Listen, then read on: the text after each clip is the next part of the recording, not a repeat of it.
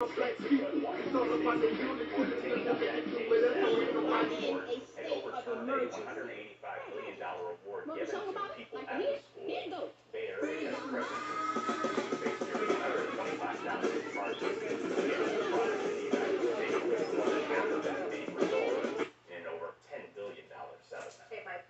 real.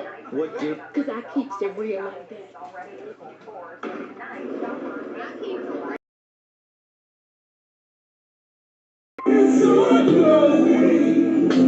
Just keep it going. From some of our foreign creditors like Japan and China, they would stop loaning us money to pay for an ever-growing government. Republican Congressman Jody Arrington's hawkish position at odds with what economists expect from the Trump administration.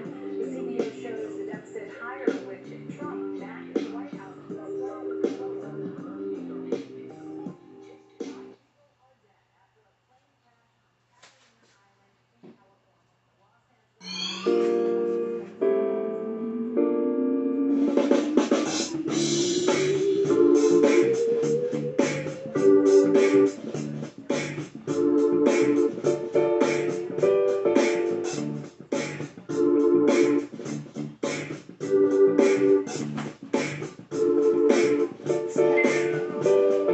And I am also your soul brother. Number one.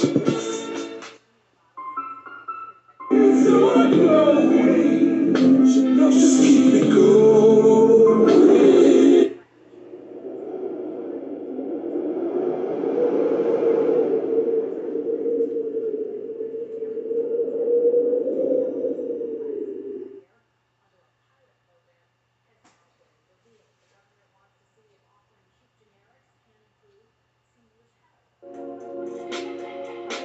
Everybody who is black and interested in black people, let us sit down and find out how we can get together in one direction against one enemy and accomplish this job overnight.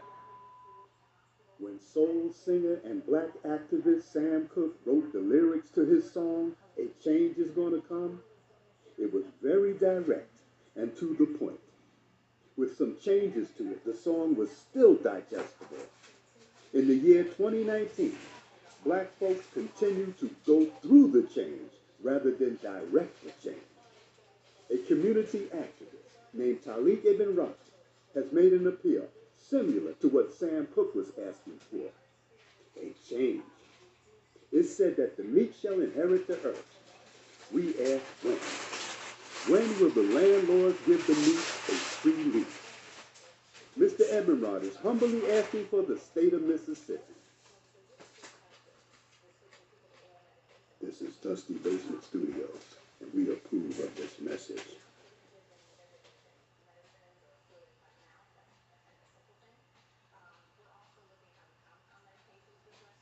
Right. Bro, you a genius. I ain't gonna lie. This is like, you was a genius. That's the guy, bro. Well, I'm their child. You know, we all their children. Yeah, but bro, you know, you your own, you different, bro. I mean, to think of that. I mean, bro, this is genius. Like, I don't just say stuff just to be saying it. Like, I swear to God, bro, you are really on something to come up with this. I don't know how you came up with this. But Charles Blow talks about the fact that if you really want black power, consider going into 6 states. Now, I'm going to combine this with what the Honorable Elijah Muhammad told us as it relates to get states that you control. And so when you look at the idea of returning back to Louisiana, as far north as Maryland, Alabama, okay, the Carolinas, there's a lot of black folk. Mississippi is the largest state of black folk. More black folk in Mississippi than any other state in the 50s. And so if we were to do that and go into our own, become our own senators, we would up the amount of black senators immediately, Congress people immediately. We would up, and by the way, when you run in the state, when you run in certain things, you don't have to ask nobody for reparations. They give you reparations. Something we can do. This is doable. The Mississippi campaign represents everything that you claim that you want. The beginning of an all-black independent nation. The ability to control your own resources, your politics, the law. Be able to do your own thing for a change. Create an economy. Create and produce goods that Africa or anybody on the planet would want. You think you don't want to do nothing. 3 hours talking about the Mississippi campaign.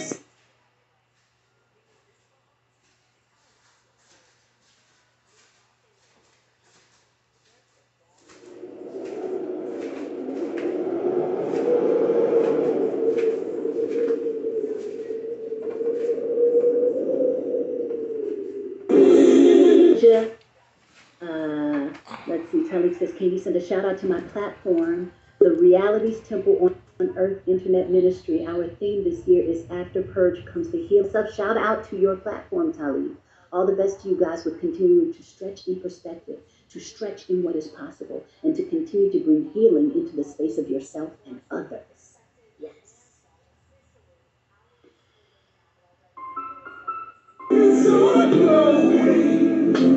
Just keep it going.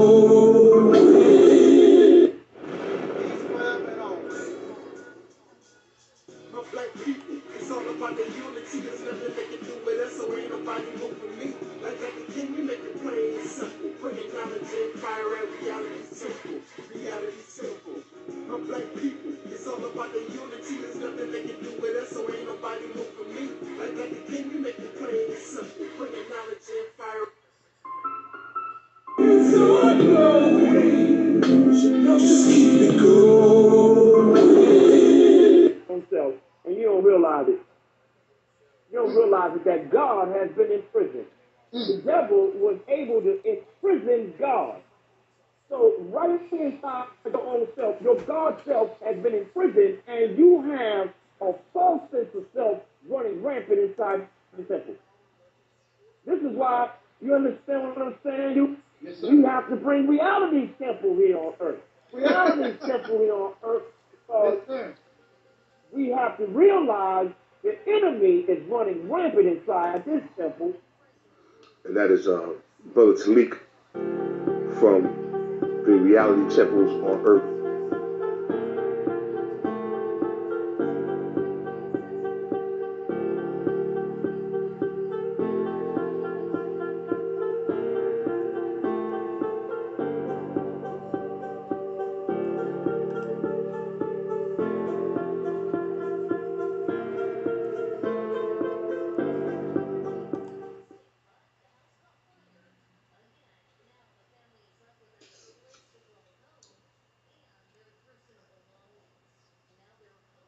Are you there, brother? Yeah, we're here. Oh, hold on. Yeah, we're here. Can you hear me? Okay, yes, sir. Okay. Can you hear me? Yeah, you fine. Okay. Well, thanks for allowing me on this live platform this evening. To speak truth to power once again in this universe. First of all, I would like to start saying that I would send shout outs. First of all, thank you, Brother Taalib. And I send shout outs to all those who are in the live chat section, listening and watching this live stream, and also to those of you on Facebook that may be watching this live stream, and those of you that will be watching it once it's posted, after the live is over with. And yes, the topic is, do we come from families or do we come from the streets? That's the topic. Mm-hmm. And I'm gonna go right straight into it. You know, yesterday I thought about something earlier yesterday, and I was actually thinking about my own personal experiences with family. Well, I would say in my case, so-called family anyway, but biological relatives, which I usually would say. And I thought about my experiences, and I still talk to some here and there, or whatever, you know. I still talk to some, even on a regular basis. But of course, like so many of us who came from dysfunctional, as we call dysfunctional families, in so many cases, I'm one of those people. And I would like to say that, you know, I, it took me a long time to learn that it's a big difference between being a biological blood relative and a family member, because you can even go look in the dictionary, I'm sure, and find that the real definition of family means basically anybody that you're close to or considered to being close to is family. And that doesn't have to just necessarily be attached with a biological relative. And people, for some reason, have a hard time understanding this, you know. But needless here to say,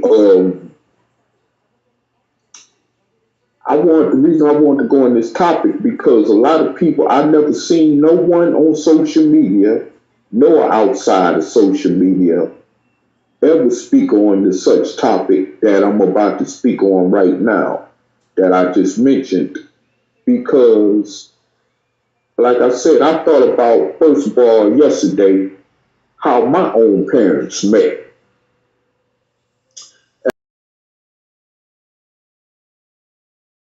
Story, which is true, you know, which led to my eventual existence here on this planet Earth. Now, I was born in Detroit, Michigan, and as you know, you got two famous known housing projects in Detroit, Michigan that was, of course, built in the 1930s. And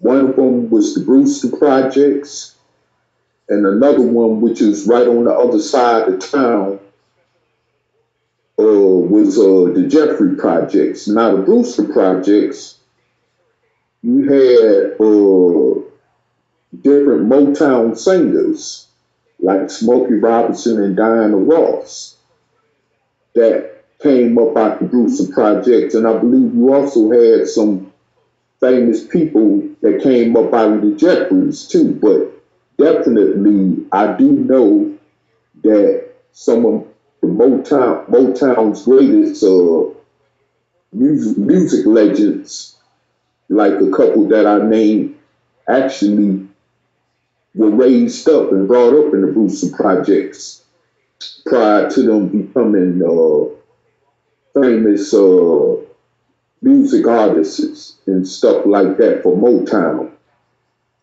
But usually when people hear about the Brewster Projects, they hear about the Brewster Center because Joe Louis and another great boxer named Sugar Ray Robinson trained there, which was a recreation center for the local neighborhood, which was the Brewster Projects. Okay, but they don't never go into the dark side of what the Brewster Projects was like, even before I was born in the late 60s. And they also, you never too much hear about the dark side of the Jeffrey Projects either. But for those of you that are from Detroit who may be listening or will possibly be listening even on this live stream, definitely know what I'm talking about. But it was a time, and this started like this, as far as I know, that go way back to the 50s and 60s, okay? Even before I was born, where it was a gang rivalry, territory rivalry between the Brewster and longest street in Detroit called Woodward, okay? And it stretches all the way from downtown Detroit further into the suburban areas of Detroit.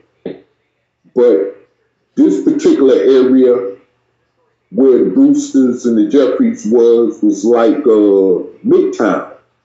But the Brewsters was on the east side of Woodward, and the Jeffries was on the other side, which was the west side of Woodward. And so these different gangs from these two different housing projects would, come in contact with each other from both sides. And these were street warring gangs, and my father, who's still around today in his 70s, happened to be a part of one of them gangs, the gangs out of the Brewster Projects, okay? And the fact is that the Brewster Projects and the Jeffrey Projects did not like each other as a result of that. They just simply couldn't get along. And, even that was kind of going on even after I was born, where you still had a sense of rivalry going on between those two housing projects. So,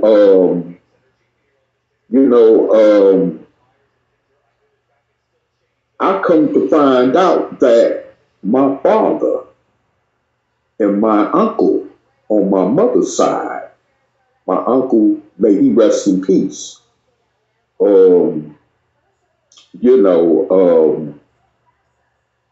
ended up somehow becoming friends, and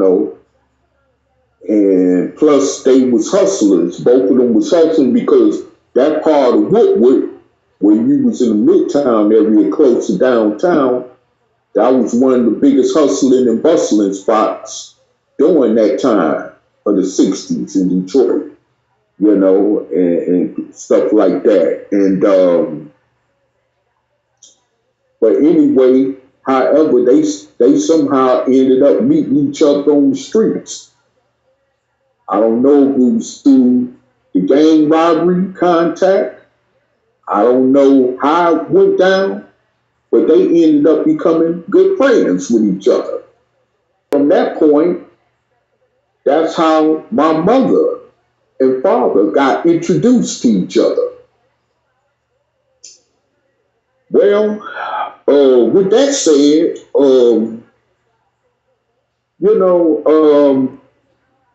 this prompted me to want to speak on this topic, because a lot of families end up, a lot of people with kinfolk connection ties end up coming from people that actually met each other from the streets. And so when people say that we come from families, no. What is the origin, at least here in America? I'm not speaking about nowhere else, but at least here in America, what is the origin of how the sense of families start coming about? Usually it's because somebody that met somebody in the streets, whether it was on the street corner, whether it was at a club, a shopping mall, whether it was at a church, or at a festival somewhere, or somewhere. They met each other. but they met each other on the streets.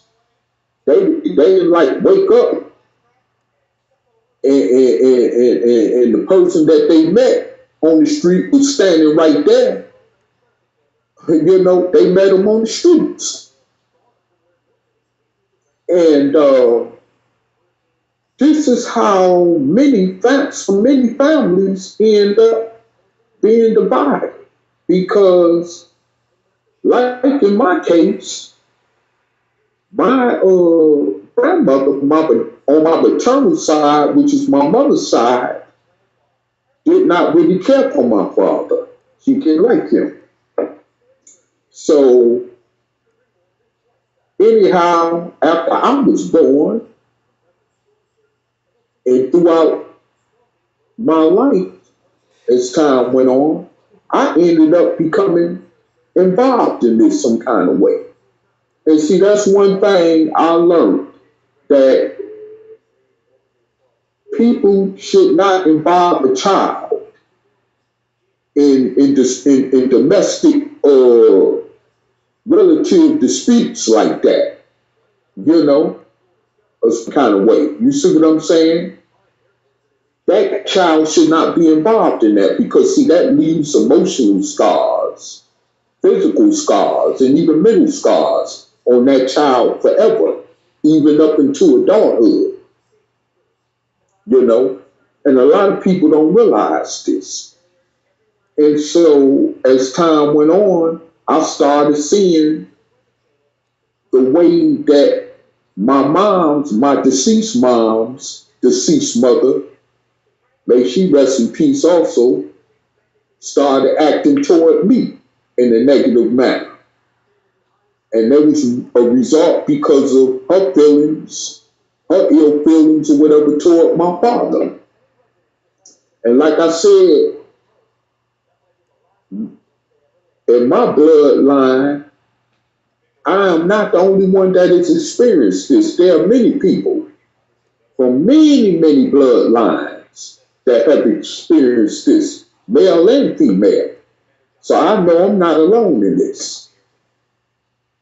And they're still experiencing it now, like I am. And that's part of the point of what I want to go into, because when people say, once again, that you come from a family, you were born to a family. No. The root of it all started from the streets.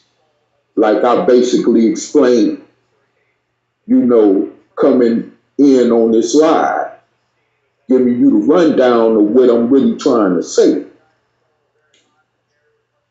And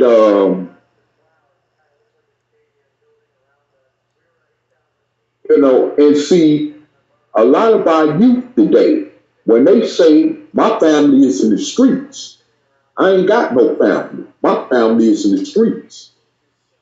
In a way, they may be right. And in ways, they may not be right. But whether they even realize it or not, the roots of what you call a family tree starts from the streets. Just like, how did my grandparents meet? Whether it was on my mother's side or my father's side. Now, black folks back during my grandparents' era, when they were younger, like that, mostly they probably met in places like churches or cabaret dance halls and stuff, because that's what people did back in the 1930s and 40s. You know, when they would congregate, and you'll find people, you know, becoming girl boyfriends and would start courting each other from there. You know, because back then those times were different, but still they met on the streets. Okay, they met on the streets, just like my mother and father didn't know each other before they met each other. My grandparents didn't know each other before they met each other. and ended up having my mother and father, including other children that they had. Okay, so it still originated from the streets. So when you feel like you no longer have ties with a biological bloodline because of whatever unnecessary or unfortunate circumstances that have may taken place,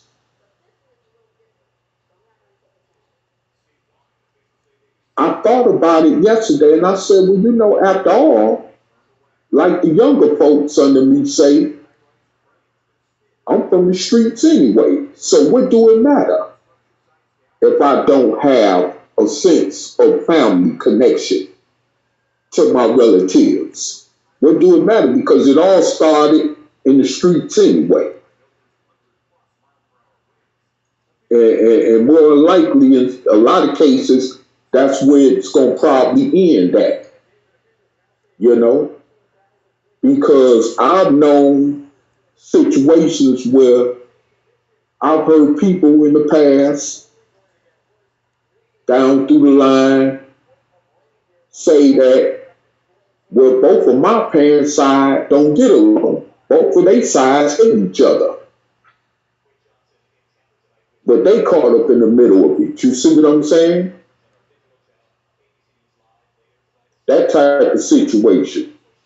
I've heard many couples actually involving both sides of their relatives in their domestic disputes to the point where it ended up being violent shootouts and stuff like that. And ain't no telling if these people got children between each other. You see what I'm saying? So this is the type of stuff, and who also had a, so this doesn't just transcend that are not prominently known throughout society or the world, but this even transmit through even prominent known, you know, families, as you want to call them, you know, and you know, like my cousin was telling me some years ago, that before she passed away in 2022, years before that, she was telling me that in this little small town down in Tennessee where she lived, everybody was related to each other because you had cousins, you know, who was in bed with each other, laid up in bed with each other, having children and stuff like that. And so that could cause a very dysfunctional situation.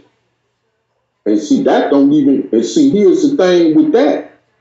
You already know this person because you know him as a relative, or you know her as a relative. Or you may have not knew her or him as a relative.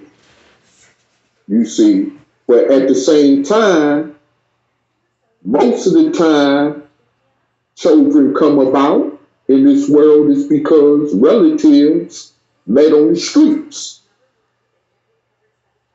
you know, and we all somehow, some kind of way came from the streets, whether we want to accept it or not, or whether we want to admit it or not. We all came from the streets into existence, you know. You know, you know, people want to make it seem like, you know, that the people that you're related to by blood is the only people you could depend on to trust. Because I was misled for a long time to believe that. That's not true. As a matter of fact, I've had two contrasting experiences that clearly woke me up to that reality that that's not true. Okay? And to this very day, I know it's relatives that if I needed something, don't even look their way before you even ask. Don't even attempt to go up to their doorsteps.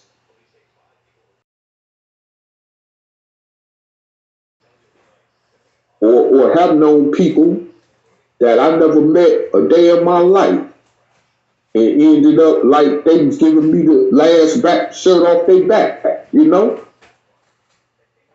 Even through my earlier years of traveling as a younger man, people let me stay in their houses, in their basement. I wasn't nothing but a complete stranger.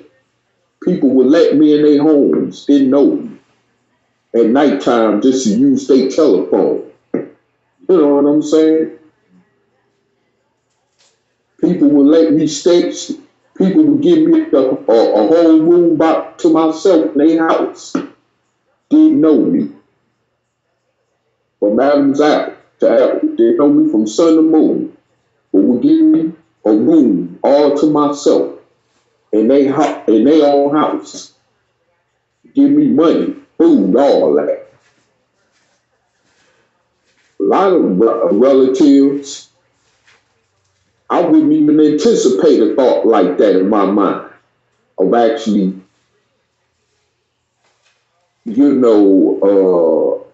asking them anything like that as far as help go, you know? And you might get your feelings hurt, even if you do approach them like that in some cases, you know? So that showed me from that experience that, you know what I'm saying, it's not necessarily true, nor does the meaning of family defines only detachment to blood relatives, you see. So I really, like I said, I really wanted to get that in, go into that because, I've come to find out in my experiences in life that, your actual teardowns or life destructive or altering situations do start right within what those of you call the family that happen to be amongst your blood relatives. I could go into quite a few things that happened to me as a child and even as an adult when it came to dealing with blood relatives. Always, had a thing for not accepting me as being a part of that side of the unquote so-called family. You see what I'm saying? But they real colors even showed more after my biological mother passed away. Especially when it came, I'm gonna just put it this way, you know how it is when people die and people want to start acting crazy. Now I'll let y'all figure the rest of that out. Because what's understood sometimes simply don't need to be explained. But when it came down to that, you see what I'm saying? That really showed me how much so-called family really cared about me. Like I said, I already had known to a certain point that they didn't, but that really, opened up more of a can of worms to remind me of that. So I remember years ago, my father, who's still around, as I said before, in his 70s, and he was telling me years ago, even when I was a younger adult in my early 20s, he would tell me that family is something I don't need to worry about. I don't even need to be thinking about family. And at that time, when he basically told me that, I'm like, what do you mean? I'm like, it stayed in the back of my mind. Like, what do you mean? What are you talking about? And today, I could see what he was talking about. My mother told me a similar thing, even after I got grown. She would kind of still talk to me as if I was that same little boy she was raising. She would say, when mommy gone, you'll see what I'm talking about. You know? And I seen what she was talking about. I guess they mind to the point where they'll be ready to ask a lot of questions. You see? So that's why I guess they kept a lot of stuff hidden in and allowed me to go on in life to figure it out for myself, you know. But I figured it out, you know. And I tell you, I kind of feel free today from that. Now that I figured out that situation. Mm-hmm. So when I when I look back, even up to this point, and I see how it's overall affected my life, you know, even to the point of how it affects or how I deal with other people because of my own unfortunate experiences with blood relatives, you know, I say, okay, you know what? First of all, I had to learn how to survive starting at 8 years old on the streets, growing up in between two big cities like Detroit and New York, okay? So I had to learn how to survive even before I got into my teens. When I had to scrape and struggle just to get something to keep food in my belly because of the lifestyle of my parents that was affecting the household situation. And I realized that, you know, although those that I started out dealing with in the streets, as associates and all that kind of stuff, I knew they wasn't my real friends or whatever, nor were they family, nothing close to that. And see, this is where these gang members get deceived at. Mm-hmm. When they feel like those that are involved in the same street gang as they are their family. But at the same time, you can find people on the streets who somehow will become your true family, will become your true friend. You know? Something, you know what I'm saying? Something that alone see, and even it ain't maybe just gang bangers. You'll find this among even other common street criminals, you know, who just had associates in the streets. You know, they felt a sense of family, hood. on them streets because they didn't get it from the home. And this is just not, relegated or restricted to our plight as, dark-skinned descendants of slaves born in America.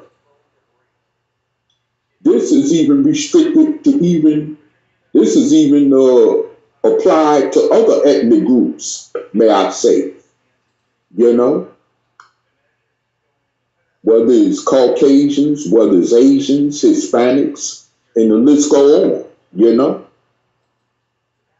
So this crosses all different demographics lines when it comes to stuff like that, you know. But because we're so affected by this, and I'm talking about those of us who are descendants that come from slaves born in this nation, you know, that's what I'm basically and specifically talking about, and whom I'm referring this topic as well to. You know, because a lot of us come from these type of background circumstances, you know, where we have siblings that die off, like myself, that we never got along with because of circumstances, especially that started out with us not having control of, you see. And so, this is why you got a lot of domestic violence. You will be surprised how much violent behavior take place amongst what what some of you would call families, you know. And even though I say relatives, because that's merely what a lot of times in that case it is, it's just relatives. Because like I just got done doing was defining the difference between a relative and a family member, you see. But at the same time, I must say that, hey, the reality of the situation is that,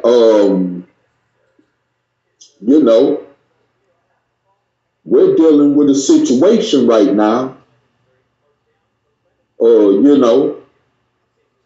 we're actually dealing with a situation, that you know what I'm saying? We're dealing with a situation that we need to,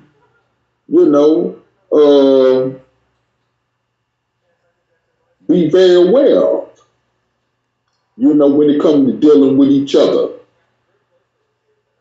and even our own individual selves when it comes to the factors of reality check and all that, because this is what we're dealing with. Yeah, and this has a lot to do too with the act of this country, and I could say that many times until I get blue in the face, because a lot of you is going to, leave your ears and eyes closed to this. But there are some of you, few amongst many, that fears that this message will fall on, that would take this for what it is, and maybe even in your own personal lives, try to rectify certain situations, or just move on with your lives. Go somewhere else, even if you got to change geographical locations, you see, and go and find your own families, create your own families. You got millions of people that do that every day around this country and world, you know? So, I mean, it was just like, it was just like my grandfather, who I never knew, well as I didn't know my grandfather on my mother's side. Uh, you know, actually divorced my grandmother on my father's side because of domestic abuse situations. He went up, he went over to another state on the East Coast and ended up getting married to someone else, and then ended up getting killed in a domestic dispute in that relationship. You see, but people go off and start families of their own every day. You know, I may have distant relatives through that connection that I know nothing about because of that. And see, all this derives once again from, you know, couples meeting each other on the streets. You know, opposite sex couples meeting each other on the streets. That's where all this started from. And some of these, and a lot of these couples that meet each other on the street, whether they say don't even have that real true love in their heart for each other. They just want to hop in that bed and do whatever they do. You see what I'm saying? You know, let's keep it real. And it's been going on, of course, for generations and generations ever since, you know, I guess mankind never stepped foot on earth, you know? But here's the thing, though. We must realize whether we want to accept the truth of it or not, you know, I don't care how many videos we look at on YouTube about family, it is family that.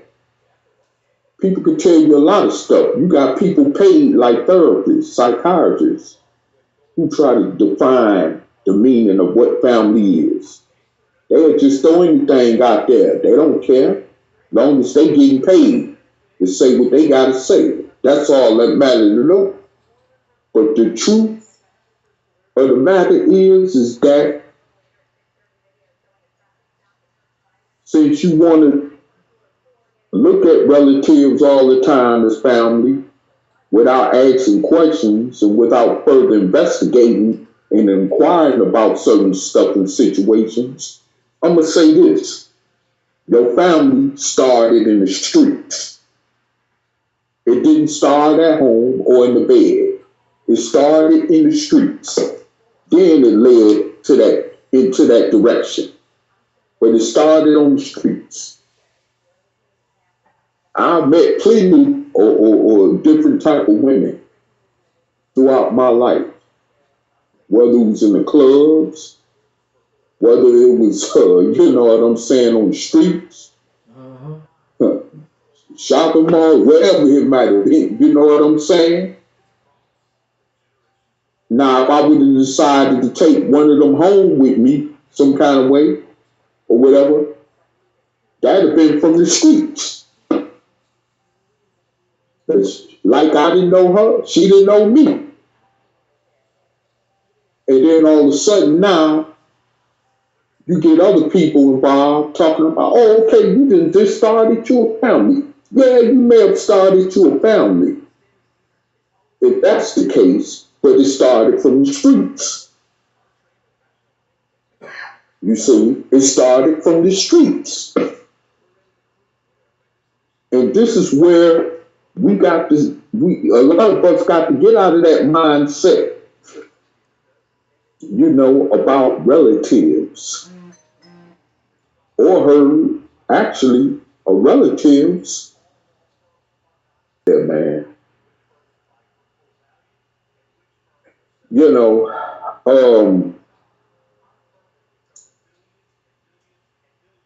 it was,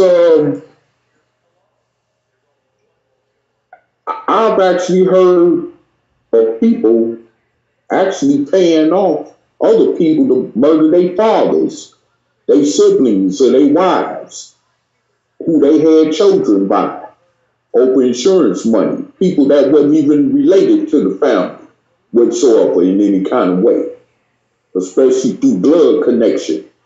And you would just get some random outsider that you found somewhere on the street and had them kill them over some insurance money. And we hear about this all the time, right? So that person that you're about to have killed by an outsider ain't really no family member because they don't got that real true love for you. You see what I'm saying? Like this one, I remember hearing this story because you know I'm an avid boxing fan. I follow the sport of boxing. I followed it a long time since I've been a young teenager. You know, and you know, I remember watching a documentary about this former heavyweight boxer who was actually a champion. Matter of fact, his name was Trevor Burbick. And Mike Tyson ended up knocking him out at the age of 20 to become the first youngest ever to win the World Heavyweight Championship in the ring, where he had to go through this guy, Trevor Burbick, which he did to accomplish that. And this guy, Trevor Burbick, had been around as a seasoned pro and a Olympian, you know, who was from Jamaica, based out of Canada, as well as here in America, until he got deported back to Jamaica for some reason, which I forgot what it was for. But while he was down there, you know, and off in the sunset down in his homeland in Jamaica, you know, I guess retired at this point as a fighter and stuff. He had some issues over some property with one of his blood cousins, one of his actual blood cousin relatives. He ended up into a domestic dispute about some property. And so his blood relative had planned out his murder. And he had a friend of his that helped him to carry out this murder, where this boxer, Trevor Burbick, ended up getting fatally stabbed with the help of this friend that was with him, who helped carry out this murder of this ex-boxer I'm talking about, you know? And that showed me, that experience there then opened up my eyes even more to how real devious people that you feel like you're so close to, like your relatives, could be the first ones to harm you in a devastating way that you would expect some common person on the streets to do in a way that you would expect them to do, you know, on the streets. You know, and I hear people always talking this stuff about, well, you can't be too quick to trust people on the streets. Well, you could say that about relatives too.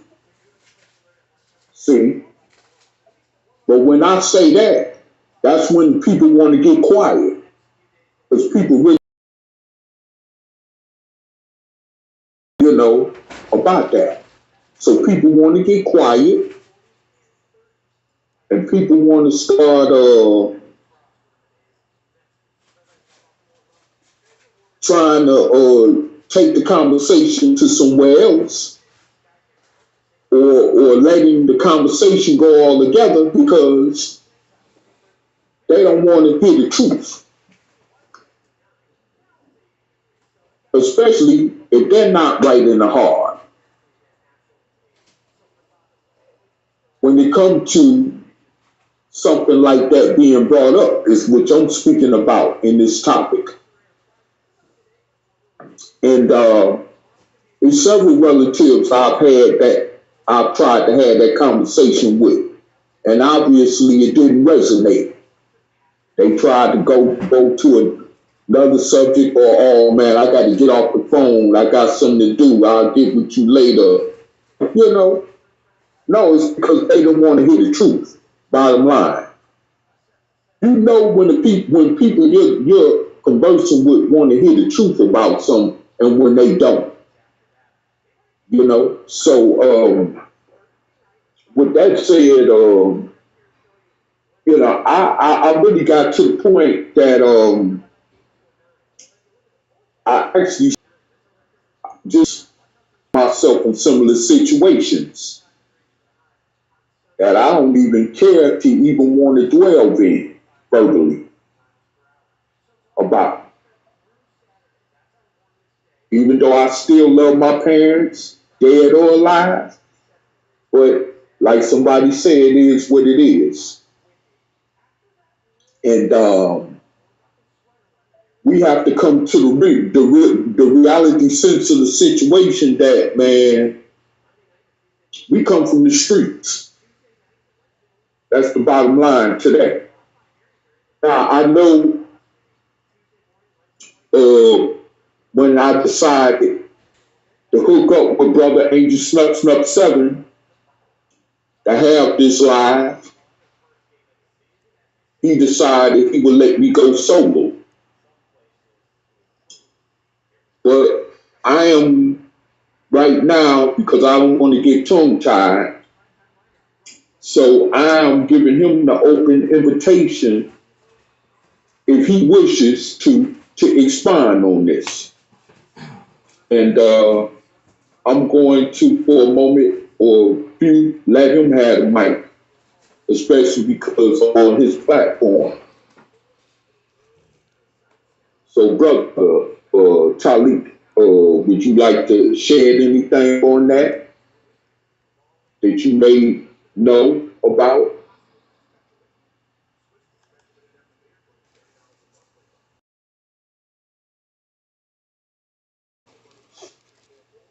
Well, it turned out to be a pretty good topic. I want to thank you for coming and bringing that topic to us.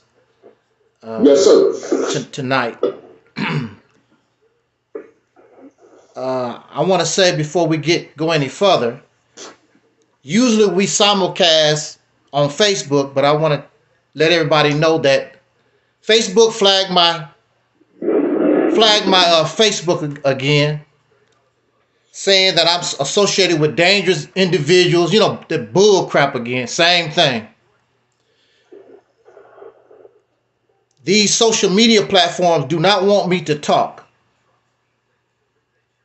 And I keep saying over and over again, and I'm going to keep saying it and asking the question, why do these people bother somebody that only get 10 views and 10 subscribers? Why they keep bothering me? Now it's Facebook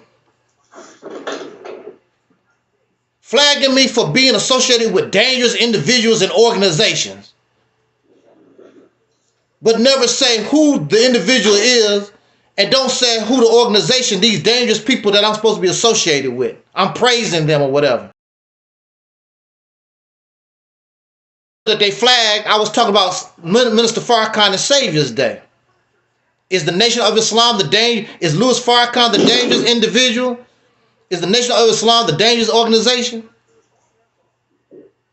But it lets you know. And every time, this always happens when my subscribers start rising. Always. Every time I get to 1,000 subscribers on YouTube, here come the flagging of the videos. And they don't flag new videos. Facebook is not flagging new videos. They're going all the way back to 2017, 2013, stuff like that.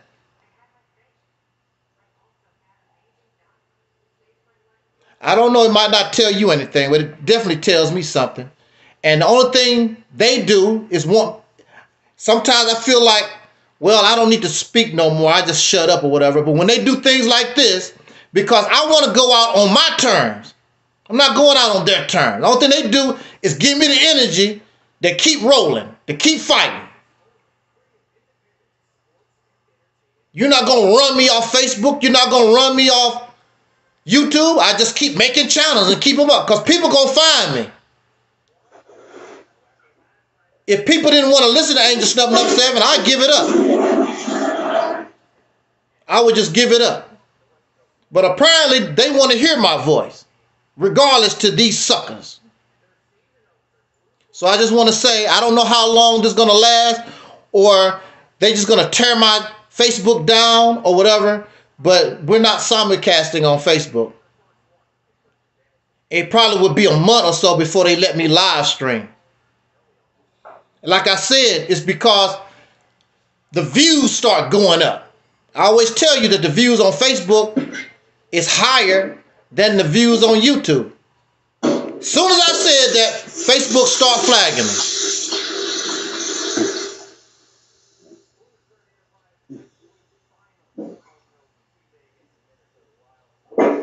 Hold up a second.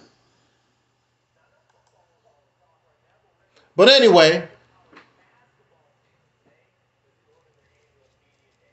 I guess I give my 2 cents in on this here, on this topic. I took a few notes and just want to make these points here. Something that is very common in our community is we like to say brother and sister. When you think about brother and sister, you think about you only a brother, you only a sister as long as you guys destroy them because they have money. I'm better than the rest of my family because I got money. They in the honorable Elijah family don't. You believe somebody outside of you that you friends with in the Nation of Islam, or you some Pan-African, or that they are your new family. And those people will stab you in the back. They don't give a damn about you. Some of us, we learned the hard way. That's why we should have hundreds and hundreds of videos with people talking about how they were stabbed in the back by the Moorish Science Temple, by the Nation of Islam, these black or Pan-African garbage, whatever. They're not going to come out here and talk about it because they feel embarrassed.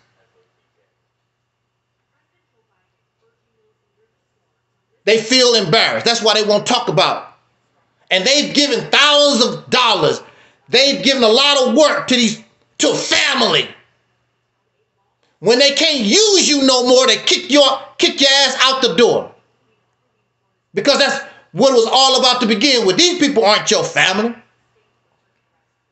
At least if they was your biological relatives, you might feel a little better. My uncle so-and-so did such and such. These people were strangers anyway. The only reason why you're a brother and sister because you believe in Elijah Muhammad, you believe in Marcus Garvey, you believe in whatever. They're not your family. As soon as that connection break, it's over. Family don't break regardless. Because we're family. I'm family. I don't care if you're transgender. I don't care if you're Christian or Muslim. I don't care if you're Republican or Democrat. We're family. But just like Taalib said, that's not our reality anymore. Family is a fallacy. It's very few people. I remember growing up, I used to see family. I don't see that no more. I remember when I was growing up, if you jump on one, you got to jump on all 10 or 12. Family. And they'll figure out whether you was right or wrong later. Don't jump on my brother. Don't jump on my sister. 12 people come out the house.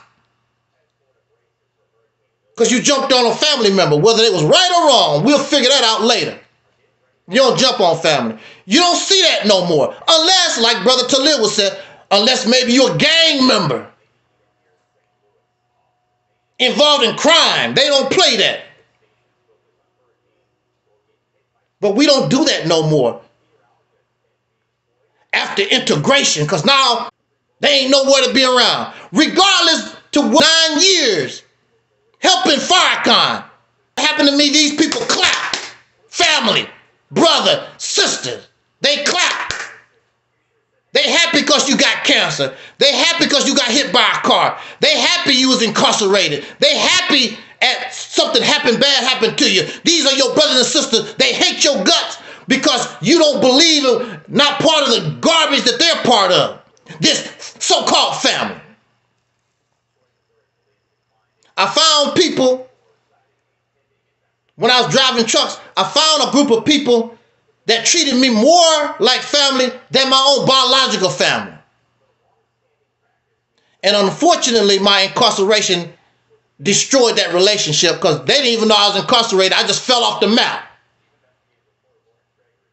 It would be years. It would be years before I was able to contact them and tell them what happened. But they treated me better and had more respect for me than my biological relative. So what is the solution?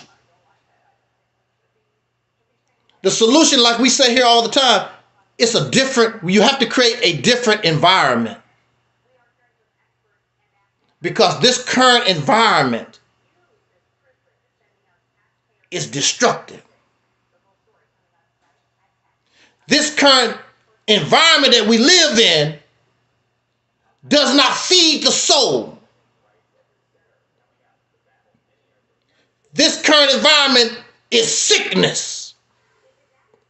And clearly religion and spirituality and all these things we believe in, they don't work. Because the people teaching that, even their circle is sick. They are part of the problem instead of the solution.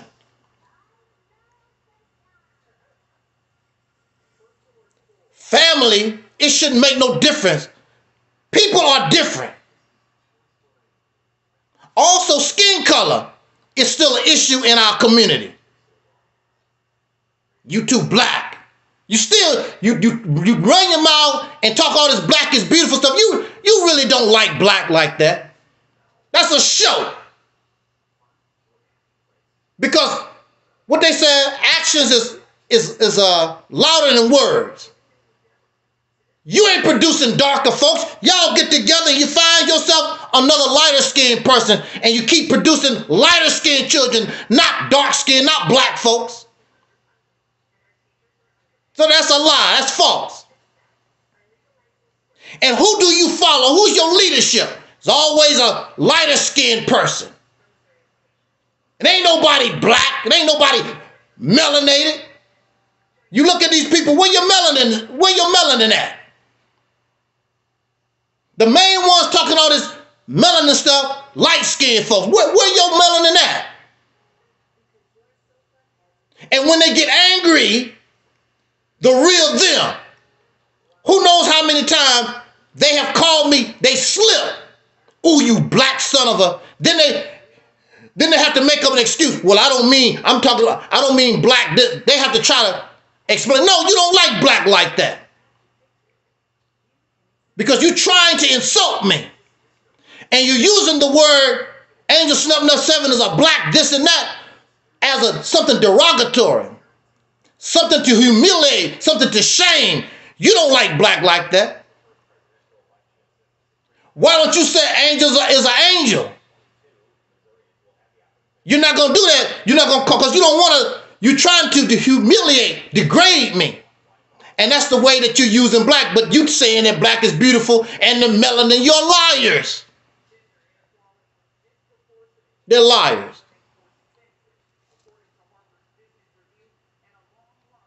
So what is the solution? A different way of thinking. We have a problem with trying new things. We loyal to old stuff. Except when it comes to women, y'all men. Well, I've been there. That's why you got to have all these women. Because you get bored with that putty tat. You get bored. I need different footage. I need different stuff. But when it comes to these religions and these ideologies, you loyal to the same old crap over and over for thousands of years. Hundreds of years. Go on Facebook, go on YouTube. Only thing they talking about, something that happened 30 years ago, something that happened 100 years ago, 5,000 years ago. The Nation of Islam, 666 trillion years ago. Always some old, outdated crap.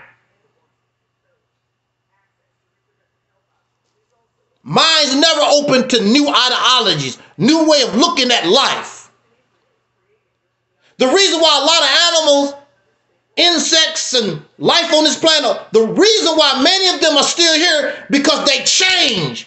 Because the earth don't stay the same. The way the earth is now is not the way it was 666 trillion years ago, or 50,000 years ago, or 2 million years ago. We're not a village, and we're not responsible for our children.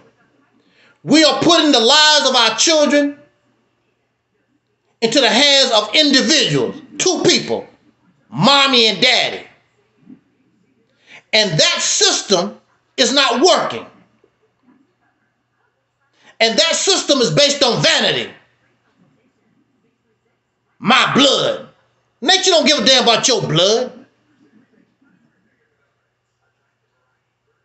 When you die, you're going to be forgotten. If another country, if Russia came into America right now, all that stuff, that's my blood. Yeah, your blood is going to be on the floor after a Russian soldier shoots you in the damn head. Yeah, that's the only blood. You're going to be forgotten. The same thing they did to the Native Americans. They had their families. Oh, this is my blood. This is my son. This is my daughter. This is my family.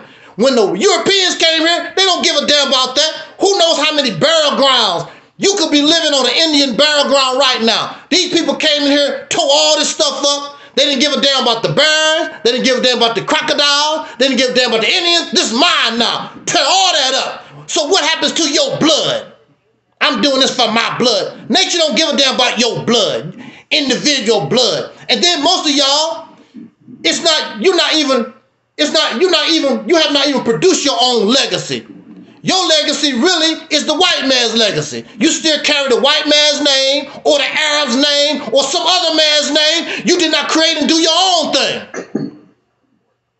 So that's not your legacy. That's not your blood. All thing you do is carrying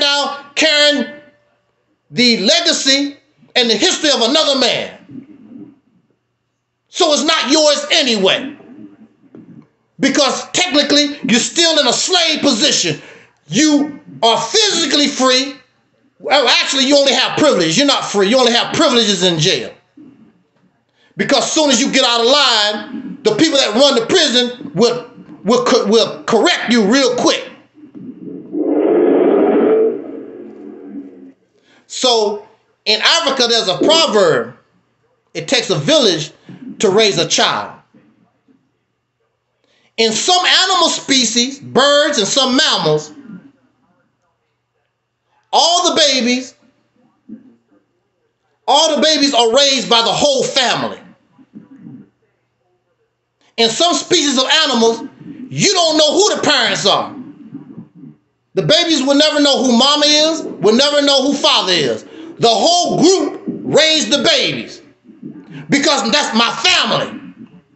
So no male can say, well, I can't do this for this one here because that's not my son. All of these are my son.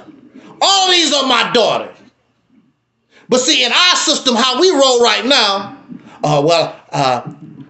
Taalib is not my biological son, so I can't treat him like my biological son. That's how we're treated right now. So Taalib would be homeless, a young man wandering the United States with no father, without no mother, because the village is not a village. The village is not a family. You got a young man, a young boy, we sit here and let this young man roam the streets. But see, if we was family, none of our children should be on the street. None of our babies should be victims of sex trafficking. None of our babies should be in foster care. None of our babies should be in an orphanage. Because that's family. But, oh, that's not my biological family. I've seen in animal species, if a female is killed or a male is killed or whatever, the mothers adopt that baby. The family will adopt that baby. They don't have to worry about going out there, because in the wild, that's a death sentence. If a baby don't have parents, that's a death sentence. And that's what we do. Our children, it's a death sentence. That's sad what happened to Taalib out there in the streets. That's so sad, whatever. Because he's not part of a family. The child is not part of a family. But see, if we just raise our children like a village, nobody gives a damn who the mama is, who the daddy is. We take care of our children. And when you take care of your children, our children will take care of us. There won't be no need for no nursing homes for us. And that's the sad thing about it. I just buried a friend of mine, and her children, in her mind, oh, when I get older, my children gonna take care of me because I took care of my children. Her children wanted to put her in a nursing home. And she died before that could even happen. And she was so sad because in our minds, I have these children. When I get old, they're going to take care of me. Very few of these children are going to do that. You're going to end up in a nursing home. Nursing homes is $1 billion industry. So that's telling you a lot of people putting their parents in nursing homes. They don't have nursing homes in a lot of part of Africa because they believe to take care of their family. There are no nursing homes. We don't think like that. You messing up my groove. You in my way. I don't want to mess with no sick person.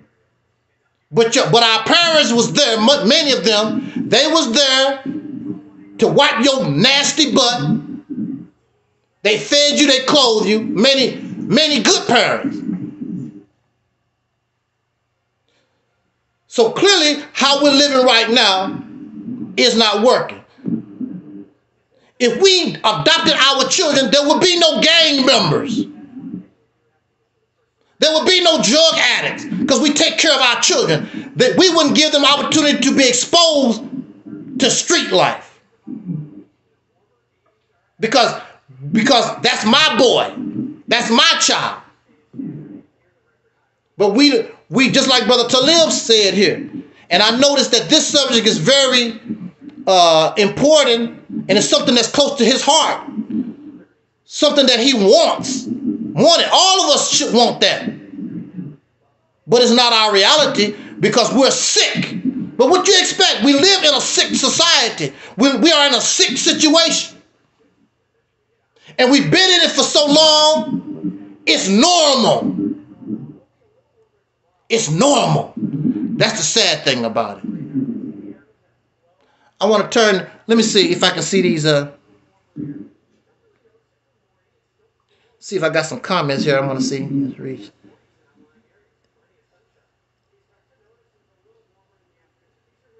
Anyway, I can't really see though the comments. I'm going to turn the mic over to Brother Taalib. All righty. Yes, and I would like to piggyback off a couple things we heard our brother Taalib speak about. See, when people say that ain't my mama, that ain't my daddy, that ain't my brother, that ain't my sister, that ain't my cousin, a lot of them, when they saying that, they actually lying to themselves because they actually don't care about their own biological relative in a Right. lot of cases Mm-hmm. either. Well, as they don't care about those that are not kin to them. See, and you know what? What I know now, if a person was to say something to me about, oh man, that ain't my kin, he ain't kin to me, she ain't kin to me. Uh-huh. Just like many people thought about going back to when George Floyd, Michael Brown got killed by the racist cop, or Ezel Ford got killed by a racist cop, or Ed Gardner got killed by a racist cop, or you know what I'm saying, or Breonna Taylor got killed by some racist Caucasian police Mm-hmm. while she was in her own apartment minding her business. You see what I'm saying? Right. I bet you, and see, I don't gamble. I'm not the type of person that gamble, but I would be willing to actually bet that there was a lot of some of us who said she ain't kin to me, he ain't kin to me. Yeah. Oh, really? See, this is why when stuff happens to us in this country, we don't get outraged like we used to see our parents Yeah. and grandparents get outraged over in the 50s and 60s. Like when Emmett Till got lynched in the 50s. He had a big funeral. It was probably bigger than Martin Luther King's funeral. There was a lot of people at his funeral. This young man, all he doing was left Chicago and went to visit some family in Mississippi. Now he dead. Mm-hmm. I mean, his mother left the casket open for everybody as well as the whole world to see. Yes. This man's whole face is mutilated. I mean, entirely mutilated. If that happened today in 2024, you wouldn't have that type of outrage from black people in this country. No. Because like I said, he ain't kin to me, she ain't kin to me. Right. But at the same time, you don't even give a damn about those that are kin to you. That's right. You see what I'm saying? So let's cut that out. let's stop with that shenanigan right off the top. For real. And then on top of that, if you do care about a relative, you only care about that relative because they serve a benefit purpose to you. Uh-huh. Either they got something you want and you getting something out of it as far as a benefit is concerned. And more than likely is something with selfish intent. You see what I'm saying? Because I know the relatives I've dealt with, that's what sort of the situation was. Mm-hmm. Like you say, you would expect this to come from common folk on the streets, as they say, but this is coming from people that you're related to by blood. So it's like really the whole situation with this. You see, even though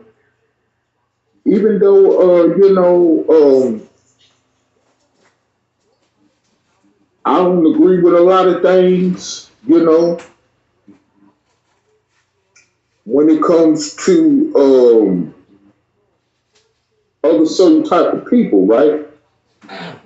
And I'm not saying this because I'm a racist or I'm a hater. And then, hey, I'm just a descendant of an ex-slave. I ain't in no position to be racist or prejudiced anyway. Okay? I'm going to make that perfectly clear. But one thing about it is this. is that when I see these immigrants, okay, and we may disagree with them on a lot of things, but when you look at the countries they come from, I'm just gonna talk about the countries of their origin.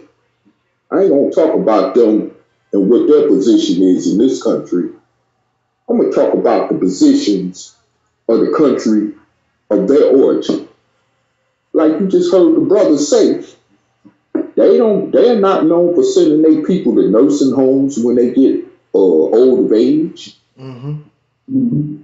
You know, they take care of their fathers, mothers, grandmothers, grandfathers.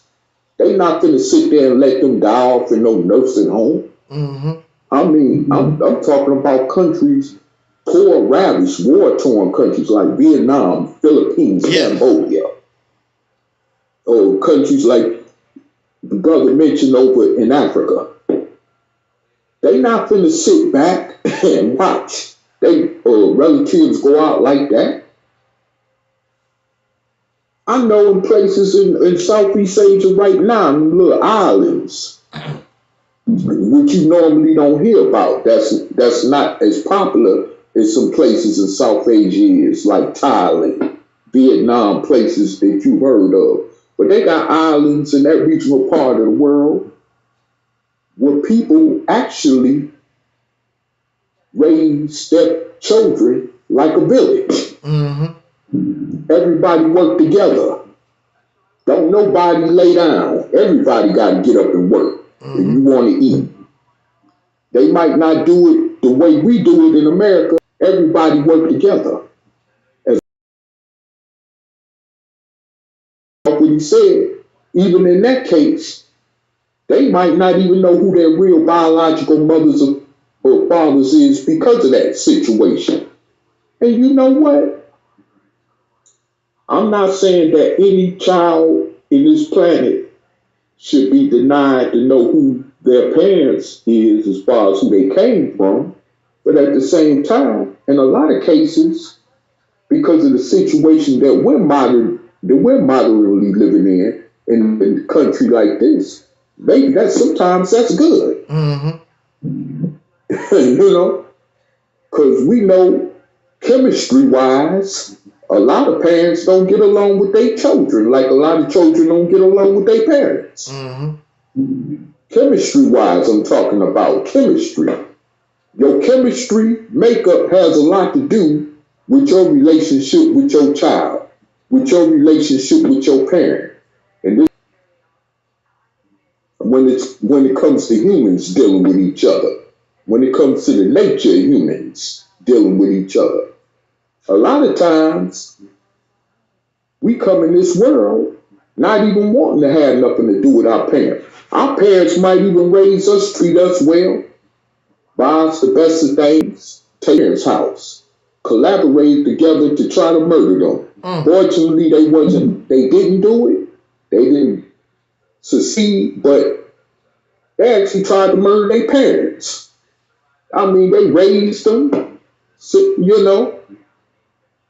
I even think they sent them to college. Mm-hmm. Worked hard to send them to college. I mean, they actually raised these boys, you know. I'm not too sure on the college name, but they did everything they could. Raised them in a well-off, middle class neighborhood. Tried to make sure that they wasn't raised in a area where there's a lot of violence and crime going on there. You know what I'm saying? They did what's considered in this society is what a typical parent should do for a child. Mm-hmm. I just put it that way. Okay, but they tried to murder these parents. So, you know, a lot of times when people say your child hates you because of your negative ways or because of how you did they mama or because of how she did your father, that's not always true. That is not always true. I've heard several stories. Look at the Menendez brothers. Mm-hmm. They trying to get their conviction overturned. from over 30 something years ago. These two young Hispanic kids, they was known as the Menendez brothers, where they came from a rich family where they actually plotted together to murder their millionaire parents for over an insurance policy, and actually killed them. You see what I'm saying? You know, now they back in court trying to get out of prison, you know. But here's the thing. These parents did all they could for them. Raised them in a wealthy environment. Did more two times for them than what the average parent could typically be able to do for a child in this type of society. And they still, conspired together to kill them parents. So, the type of situation we're going through, you know what I'm saying, as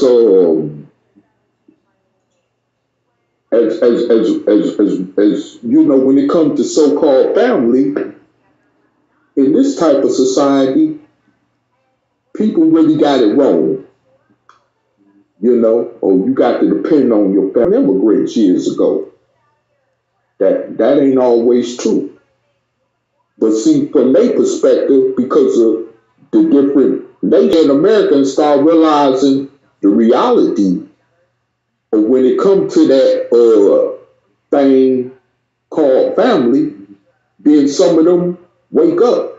Because I've actually had some immigrants or people from other countries tell me how their families or relatives messed over them.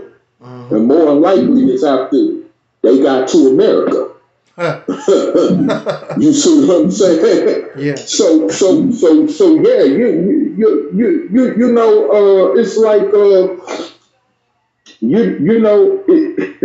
this thing called family don't mean nothing. Now I'll probably be worshipped like a god among my relatives. No doubt. I don't care if I was a homosexual or LGBTQ. One with that kind of money, you see what I'm saying? They'll still worship me like gods. But let me be all that without that kind of money. Like the brother was pointing out earlier. And see what type of reception one get from their own relatives. Oh, we can't claim him. Oh, he a homosexual, she a lesbian. For $5,000, buy some cats on the street that I don't even know. Don't find these suckers, so I could get we could rectify this situation. You see what I'm saying?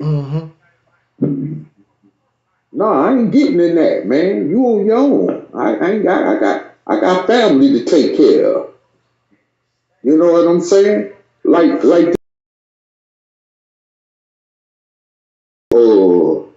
I ain't gonna give out their identity, because of anonymity purposes, so I'm gonna respect their anonymity. Since our grandmother died, you know what I'm saying? But make the long story short, when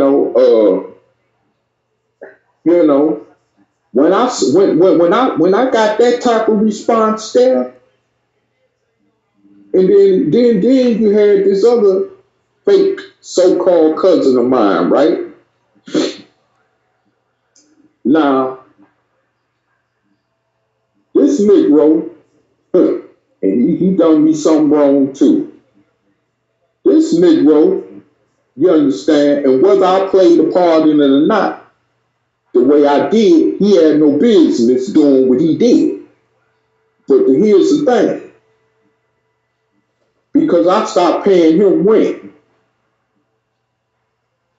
he decided to have somebody else rent the spot that I was renting, right? While I was staying in his basement, right? Before he had to get a house up in foreclosure anyway, during the time of the 2008 housing crisis, right? He's one of the ones caught up in that, right? So anyway, now, prior to that, a couple of years before that, he had some random cat off the street, I guess that he met through his brother or something, right? And this dude was actually smoking crack himself while he was living there, right? And so that month, I happened to be staying there during that short period of time before I had ended up moving back over there, right? Due to some circumstances. But anyway, this guy was actually smoking crack and didn't pay his rent on time. So this same so-called cousin gonna come ask me my opinion about what should he do about this. And I'm like, dude, he ain't paying you no rent. You know what you got to do. You know what I'm saying? You know what he did? He talked to the guy and decided he was going to give him a chance and let him stay there longer. But soon as I stopped paying, and I think he said that wasn't the only time he been through that with him. Okay. I don't know. I don't remember all that, but I do know that one time he let him slide. This dude wasn't no type of kin relative. You see what I'm saying? And he just let him just slide. You know, he gave him a pass, as they would say on the streets. He gave him a pass. You see what I'm saying? But he didn't give me a pass, and I'm supposed to be his flesh and blood kinfolk. You see what I'm saying?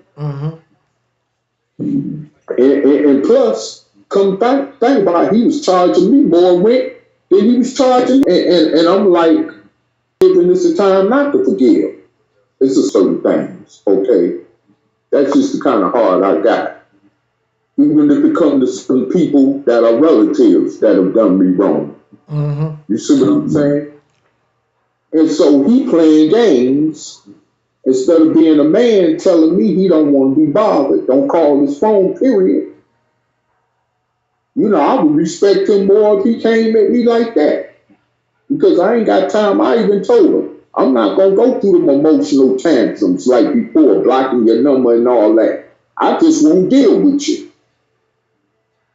If you don't want to deal with me, so I just left it at that. You know what I'm saying? But actually, I should be somewhere like I was in the past, you know, going through some consequences for busting him in his head because of something he did. I should be somewhere right now where we wouldn't even be having this conversation. You see what I'm saying? You know, that is that type of situation, you know. But see, here it is. You dealing with people, man, that is fake. You know, and when people start realizing and learning that, and like I remember him saying in his own words, family will bring you down before anybody will. Your so-called family will bring you down. And that's true. Because don't nobody from the streets know you like your so-called family do.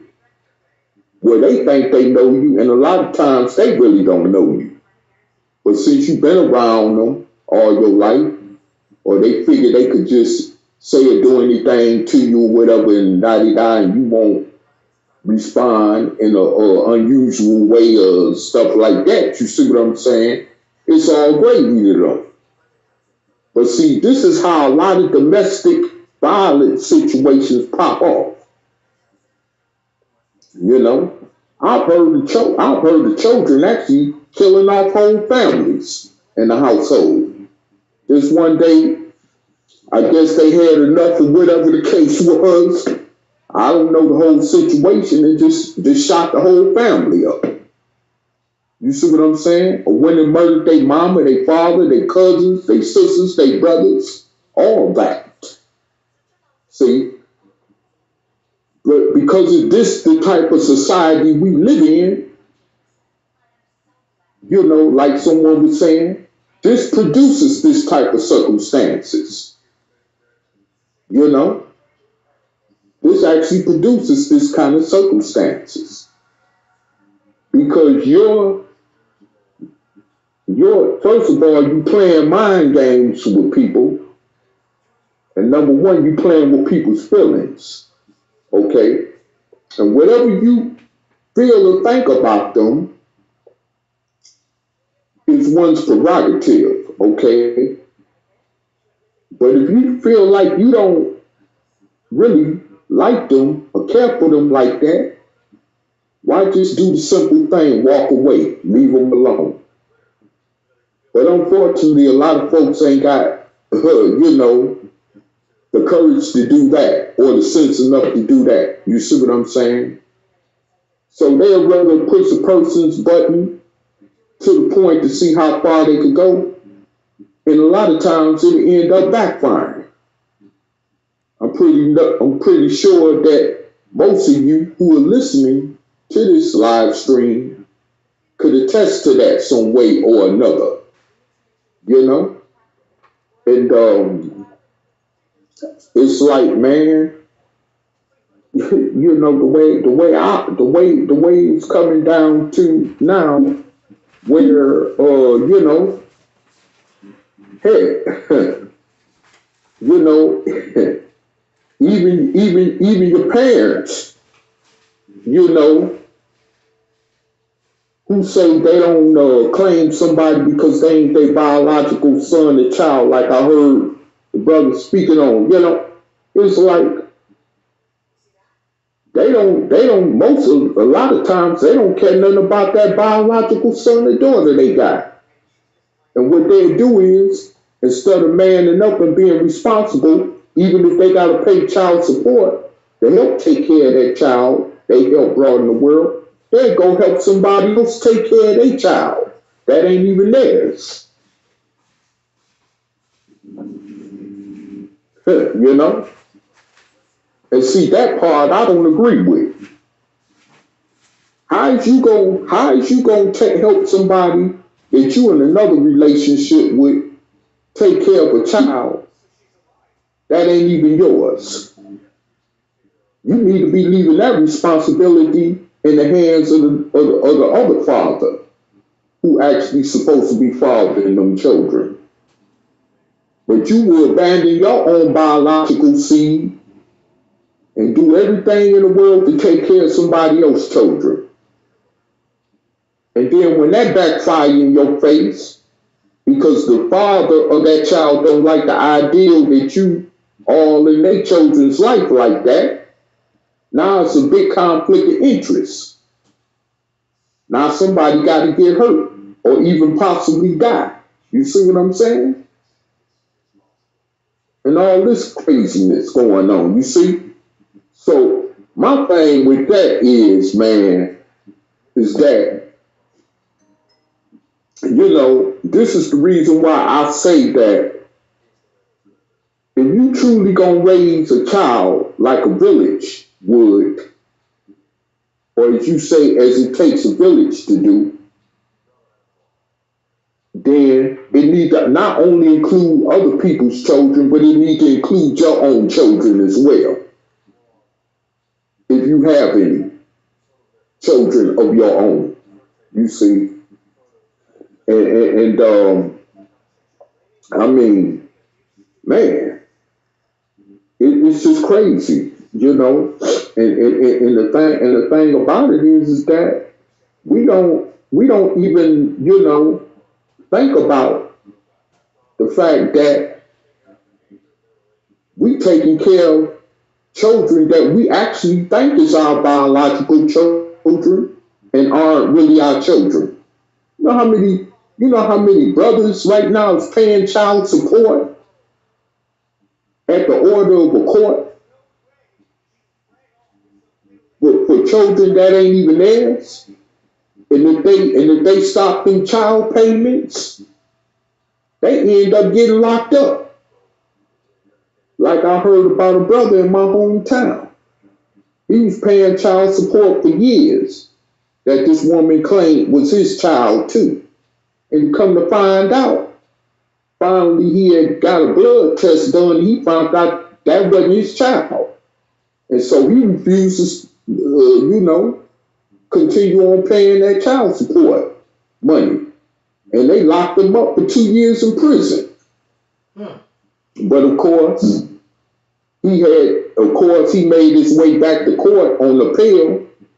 And, due to circumstances and technicalities, they got that overturned.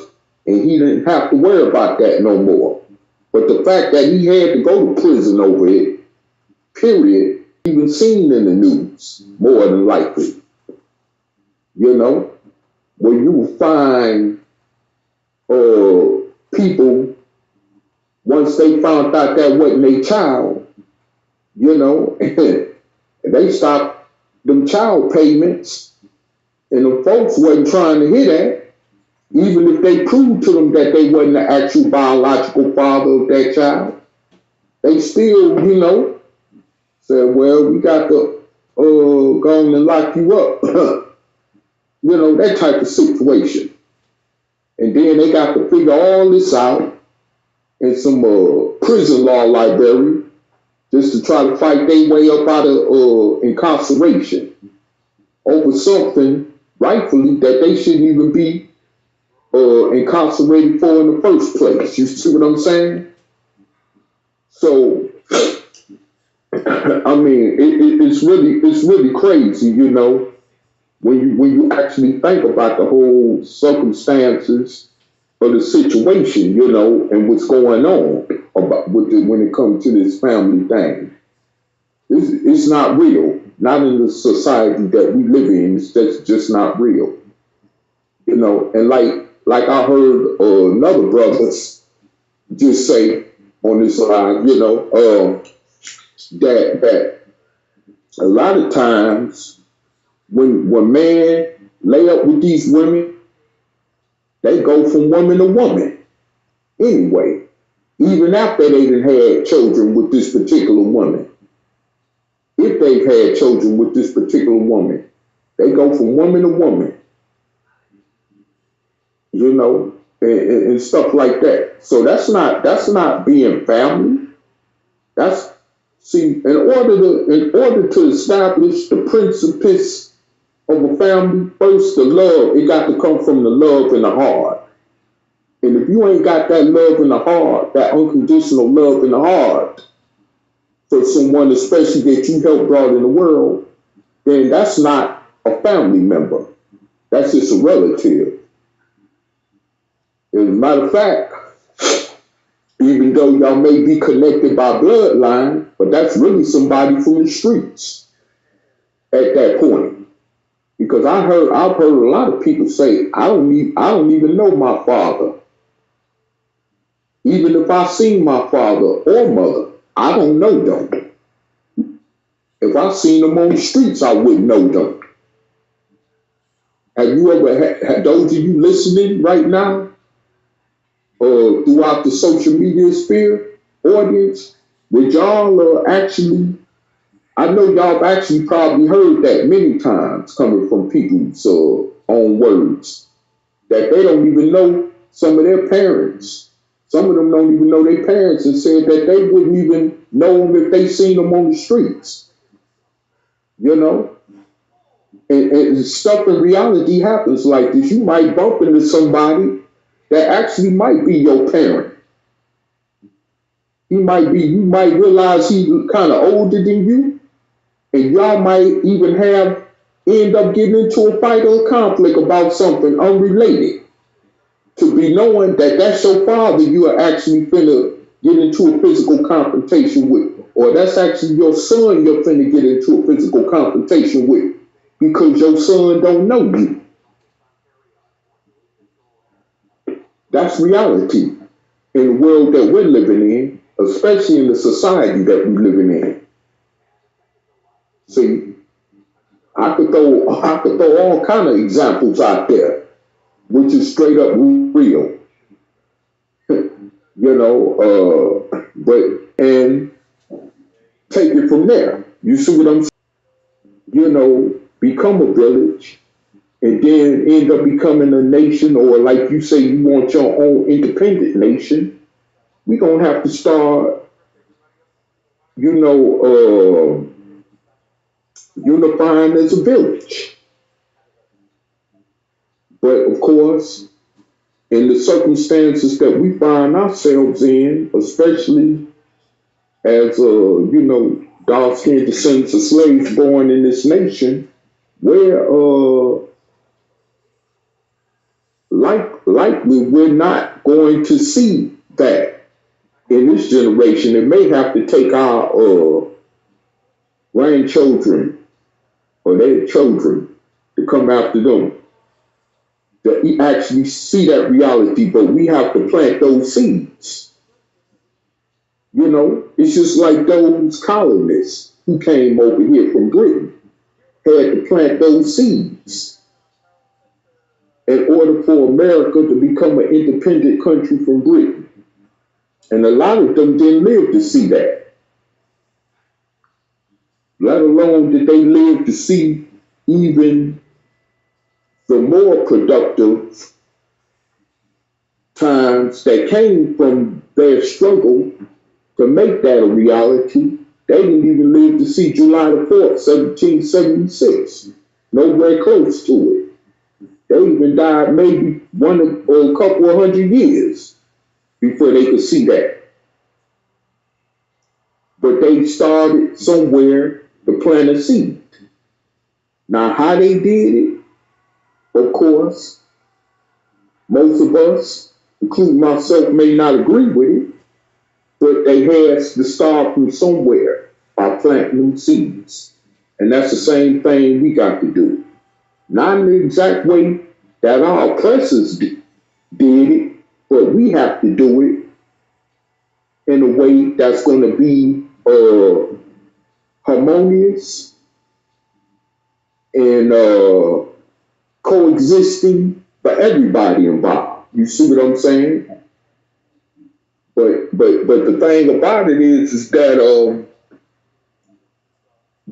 this thing called family don't exist. At least, as I said, not in this country called the United States of America that I'm living in, and that most of some of you listening to this live is living in. And whether you want to accept the truth deep down in your heart, deep down in your soul, you know that I'm telling the truth. Because some of you come from similar circumstances that I come from. Maybe not the same exact circumstances, but similar, and even to some point, close to the same circumstances that I come from. You see? So y'all know what I'm talking about. And like I said, y'all know deep down that what I'm saying is the unadulterated truth.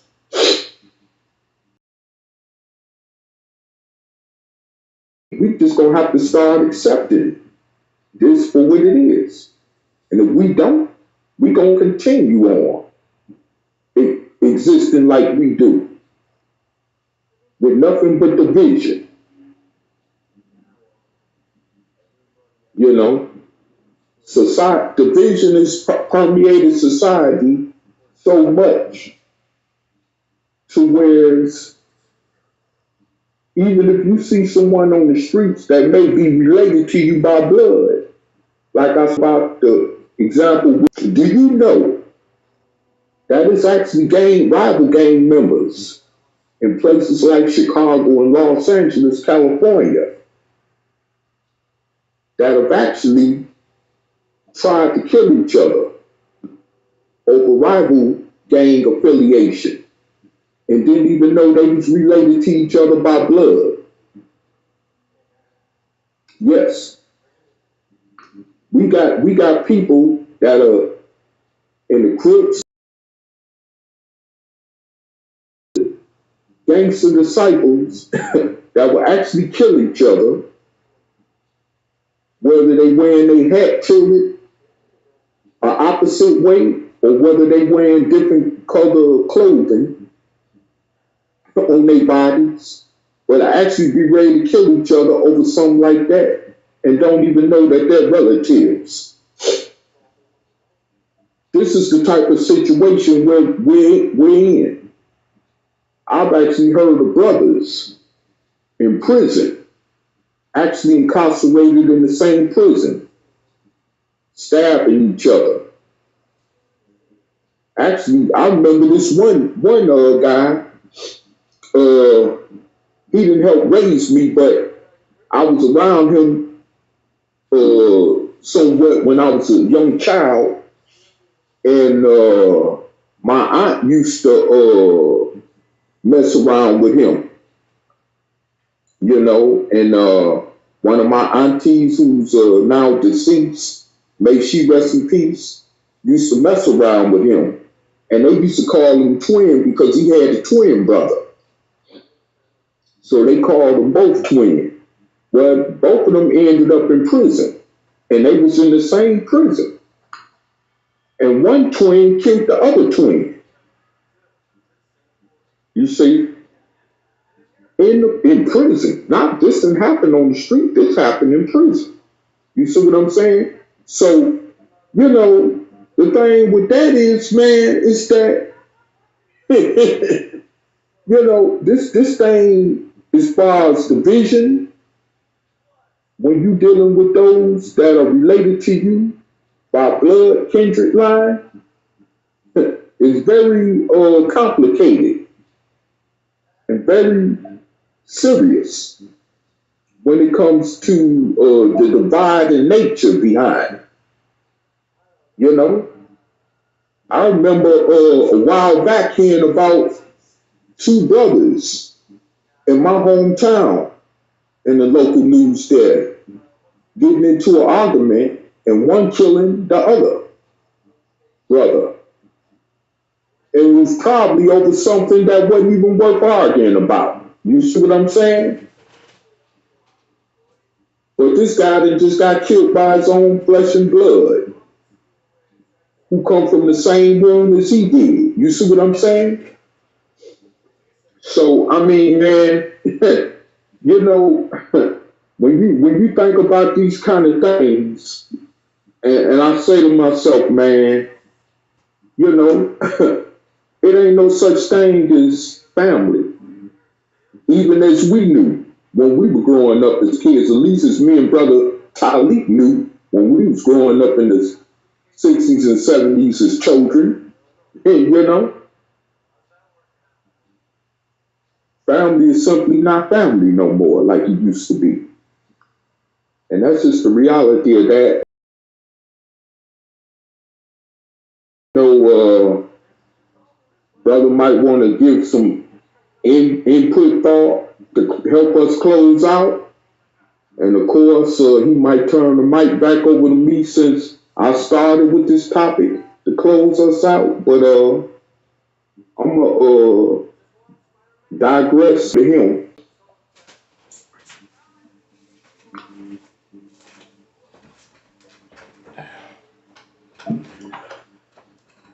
No, well, it's almost 2.5 hours, whatever. Okay, we got shout out to IMGA Forever. He says, peace, brothers. It all starts at the foundation of home base. We've been systematically displaced as a so-called family system. That's IMGA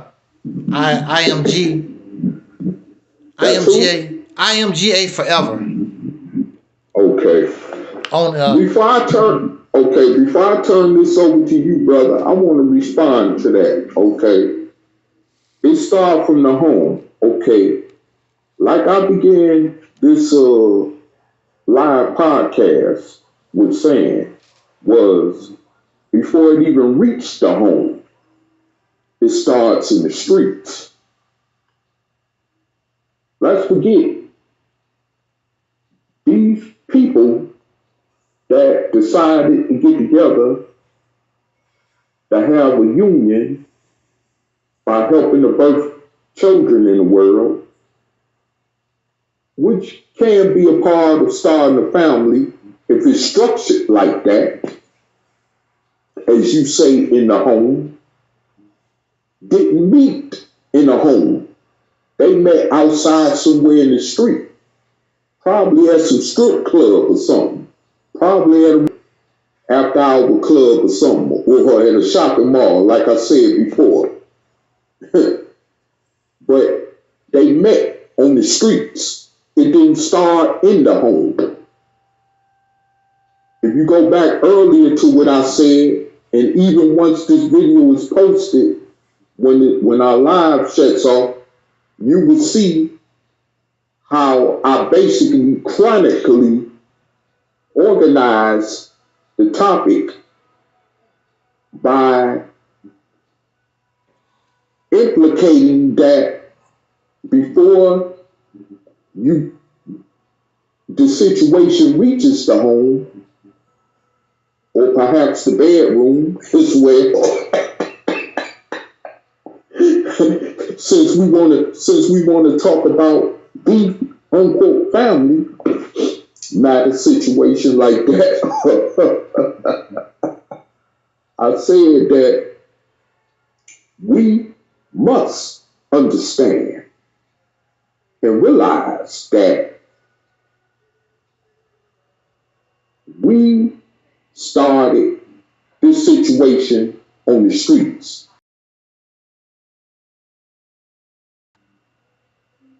You know, it actually began on the streets. You know, it actually began on the streets. Facebook because of spilled milk. It's their garbage. You know, it's our fault that we don't have our own forums where we can speak without them messing with us, because what we talk about is none of their damn business. Anyway, it's not none of their business. But we don't support. I remember there's many brothers and sisters who have tried to create alternative Facebook and YouTube channels, platforms. But unfortunately, some of them they weren't technically sound. Like, I forgot what the name of those was. But anyway, we didn't support them anyway because they was asking for money and we didn't want to give nobody nothing. They like Facebook, Instagram, TikTok, and all this because you can make money off of it. So that's where you're going to find our people. To my knowledge, these folks don't even support big shots like Louis Farrakhan or Tariq Nasheed. They don't go to their personal websites. If you don't put something on the white man's media, even if you Farrakhan, they're not going to really get in contact with you like that. They don't support Louis Farrakhan, the Nation of Islam website. I know Young Pharaoh had his own website. They did not. If you don't put something on Facebook, the white man's media, nobody's gonna listen to you. They're not gonna come to your website. And these are the big shots. So, because I wanted to start my own website, but I'm like, why should I spend the money? Why should I go through all that if these folks aren't gonna come? Because if I do it on my own site, when you on your own website, you can speak and whatever and do whatever the hell you want to. But of course, and Tariq Nasheed will still be making money on his website, but they won't. We just got this thing in our head. The white man's ice is colder than ours. Even when it comes to our favorite people. Young Pharaoh, they won't. I noticed that. What's his name? More Science Temple. What's his name? Tahaka Bay, whatever? Tahaka Bay. He tried to do it. It didn't work. He didn't what they said his hook? They said his hook up down? No, he tried to set up his own website. His own people. He has almost 40,000. Even that chick, what's her name? Cynthia G. They all can create their own websites. These people will not come.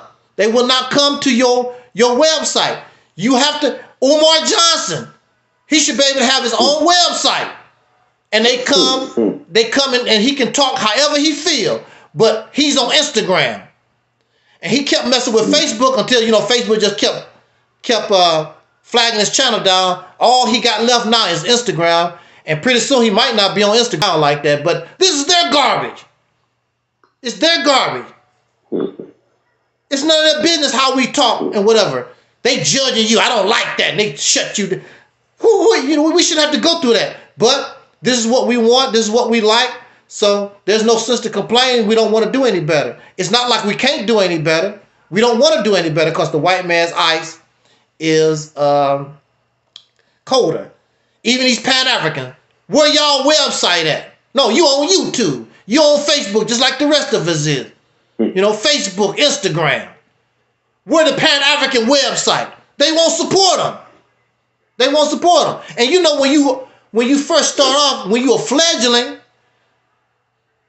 you have to have, when you first start doing these things, you need that money, you need that capital to get because some of us don't have the talent. So you need to buy the talent, so that you can get started, you get this off the ground. And pretty soon, brothers and sisters, you can get black brothers and sisters with businesses. They can advertise. You don't need all the advertising that you get from Facebook. You don't need them. I thought y'all was all blackity black. So support the black business. The black business should support you and pay for the advertising on these websites, the black YouTube, the black Facebook. See, we're not real about ours.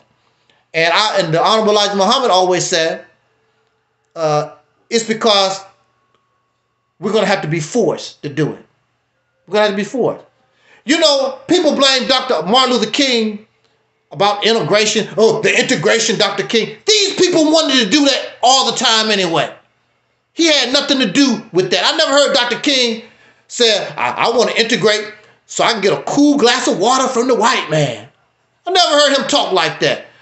They just was looking for justice. They got tired of being treated and humiliated and degraded. I never heard Dr. King say him is better. Never heard him talk like that.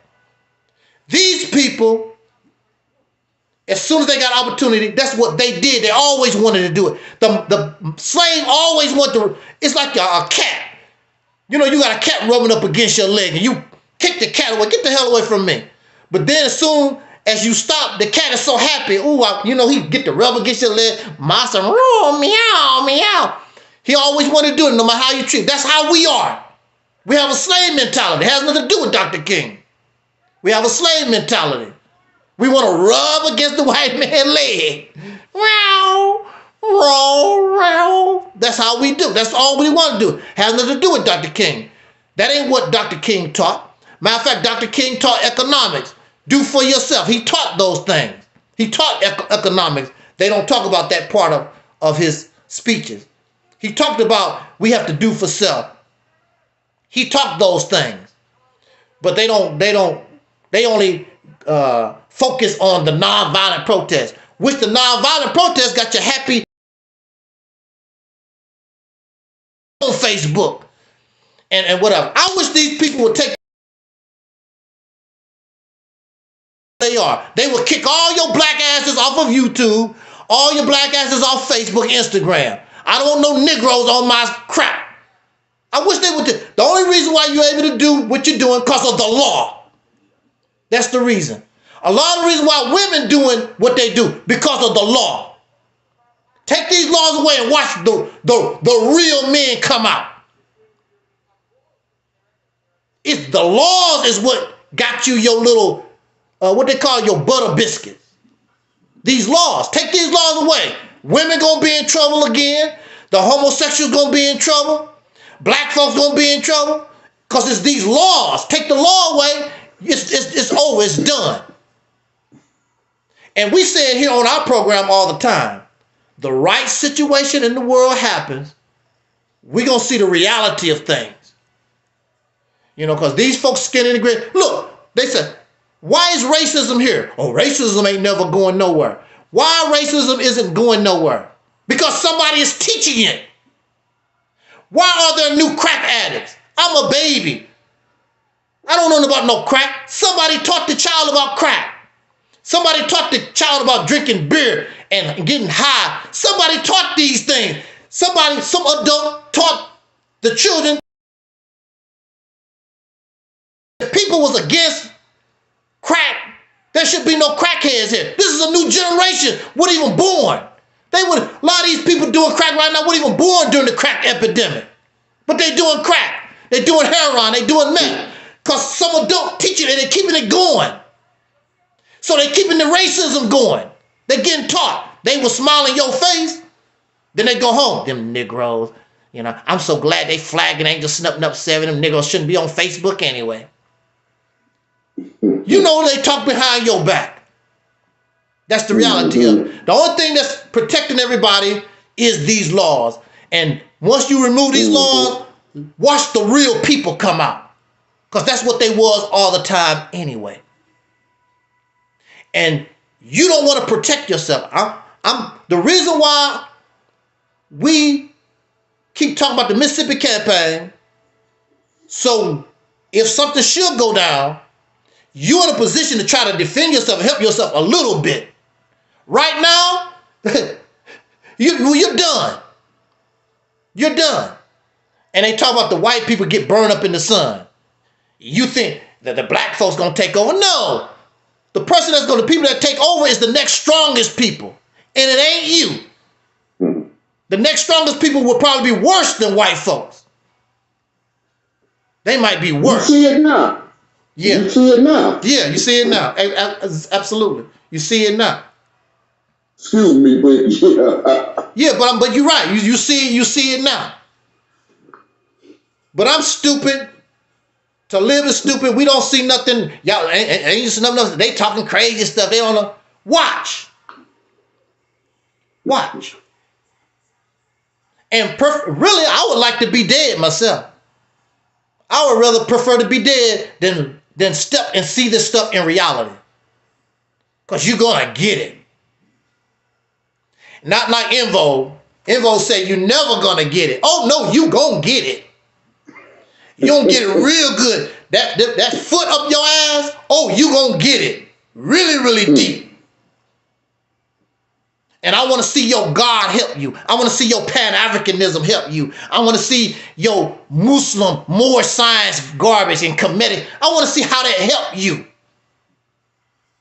Let World War III break out. Let something happen in the world where America, our enemy, finally crossed over the line. Woo! Matter of fact, I was talking to a sister at the funeral Saturday. You know it's going to happen one day. Our enemy going to be able to come here. They already got ballistic missiles that can come here. China got and Russia have missiles that can come across the border into the United States. They already got the capability for missiles. And the missiles break down America weak enough where they can start sending their troops here. Oh, boy, I want to see Allah. I want to see the Egyptian mummies come out and help your happy ass. Then you'll see the real. Then before you die, before you close your eyes, you're going to say, damn, Snuff was right. It's too late now. It's too late. And these people coming here, they're not loyal to the United States of America. They're not loyal here. You don't know what kind of, how they really look at these other people. Hell, it might be them. When you get weak enough, all them soldiers come from South America be coming here. Not to migrate here to get on your welfare plan. They gonna migrate here to take over. Anybody can be beat. Anybody can beat America. You know, America is so tough. That's a lot. Keep believing that. Keep believing that. I'm talking about the real. That's why I said the Mississippi campaign, at least put yourself in position to get ready. Like these people, what they call them people? They store all of their food and get down and make bunkers. Or what they call them folks? I forgot what you call them. The Amish? No, these people. No. You talking about they store. You say they store. Oh, you talking about survivalists? Yeah, well, that's not really the name, but that's what they do. They plan and they believe in something like that. They believe in like the end of the world type stuff, and they try to get ready when all chaos break out. They be for you don't think that an enemy, you don't think those people, and even if America don't fall and America survive, it won't never be what it used to be. It'll never be that again. It'll be a whole different ball game. So, I'm looking at the future. I'm looking at the worst scenario. Your black conscious people and all these other folks, they putting all this fairy tale. Get a damn thing, did nothing for us in all this time. And we're not even together to deserve nothing. So what, God wants to come and all of a sudden put us together? Make us unite, that ain't how life, that's not work. Hey, if China and South Korea start building their navies like the United States got, state carrier ships where they could fly their military jet bombing planes off of and stuff like that, America will really be in trouble. Exactly. That's the only reason why they ain't really been able to up their game, their military game, because they ain't got that. They lacking that. But if they start building that and constructing that, oh Lord. You talking about it'll be over with, it'll really be over with. Well, I heard I didn't hear, but I saw an article on the internet while we concentrating on Kamala Harris and Donald Trump. They say that over 100 countries have decided to let the United States dollar go. They don't want that. Oh, really? Yeah. I saw an article where it said 100 nations have decided not to deal with the United States dollar. So, these are the type of thing. I mean, it already happened to one country. I think what was the name of it? It was Greenland, I think. I forgot what Greece. I think it was Greece. I forgot what it was. A small country. Greece. It was Greece. Greece was one of the countries. Yeah. Yeah. Remember, the people got up one day to go to the bank, and all their asses was frozen. Yep. They couldn't get nothing up out them ATM machines. No. Not a dime. Couldn't get nothing. And then when they did open things up, they gave you an allowance out of your own money.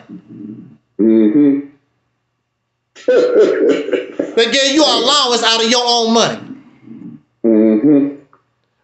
What you think? Well, even Elijah Muhammad teach that. Elijah Muhammad said one of these days the American dollar is not going to be worth nothing. Because nobody has to accept it. These people get tired of America, whatever, say, I'd rather just deal with my crap. The hell with American money. What you going to do when people decide, I don't want nothing to do with your money? These black conscious people don't teach that. They teach about the Israelites versus the Kemetic people, and that's what their topics is. Satan versus the devil, devil versus God. They're not looking. These are adult people, and they're not thinking like adults. They're not looking at these scenarios because America can only protect you to a certain point. But you can get to the point where, like we say all the time, things get broke down so bad, law can't protect you no more. What you gonna, when law, Nature Boy said they're gonna let all the prisons, see, look, let me tell you something. It can get so bad, and even Elijah Muhammad taught this. They're gonna have to let the prisoners go. They're gonna have to let the prisoners go because they're gonna be in such a situation, they're not gonna be able to take care of them like that. They was letting them go during COVID. Sure was, a whole lot of them. They were starting to let them go. So what you gonna do when you're in a situation like that? We're not thinking like that. At least if you took control of a state And then you got this kind of mindset. Okay, here they come. We ready for them. But now we're just sitting ducks. We're just sitting ducks waiting. And I know I heard one guy talk, he got his little pop gun. Your little pop gun not going to do nothing. Matter of fact, you probably be shooting more Negroes than you would the actual enemy. When people get hungry, they find out that you got some food, you're going to be in trouble. Or water, you're in trouble. How many bullets do you have? You're going to run out sooner or later with your little pop gun. Mm-hmm. You know, but that's what happens when you're individual. At least if you are united and you all of us have the same idea, how we going to protect ourselves in the future? If it's not us, we want our children to be ready. But we don't think that way. All thing we thinking about is the Super Bowl and the NBA Finals and LeBron James and his son Bronny. You know, LeBron James and his son Bronny. Who gives a damn? Because they're going to be in the same trouble. If not worse. But again, the foundation is, like you said, the topic that you chose is about family. We're not family. It's about individuals. And individuals are easily destroyed. Easily. I don't care if you Bruce Lee. In reality, Bruce Lee cannot fight no 30-ass people at one time. Especially if you're not up against a wall. Because they come in and get you. Once they bring you down, you done. You can't stop no 30. I don't care what kind of kung fu you got. You're not going to stop no 30 people when they start coming at you like that. Because you're going to get tired. You're going to get tired anyway. And as soon as you get tired, all these other fresh bodies coming in on you, you're not going to be able to stand that long. But that's on us. If that's what you want to do, cool. It's cool. So I want to thank everybody for listening. We had a pretty good audience tonight. Thank you, Brother Taalib. You can go ahead and take us out of here. Okay.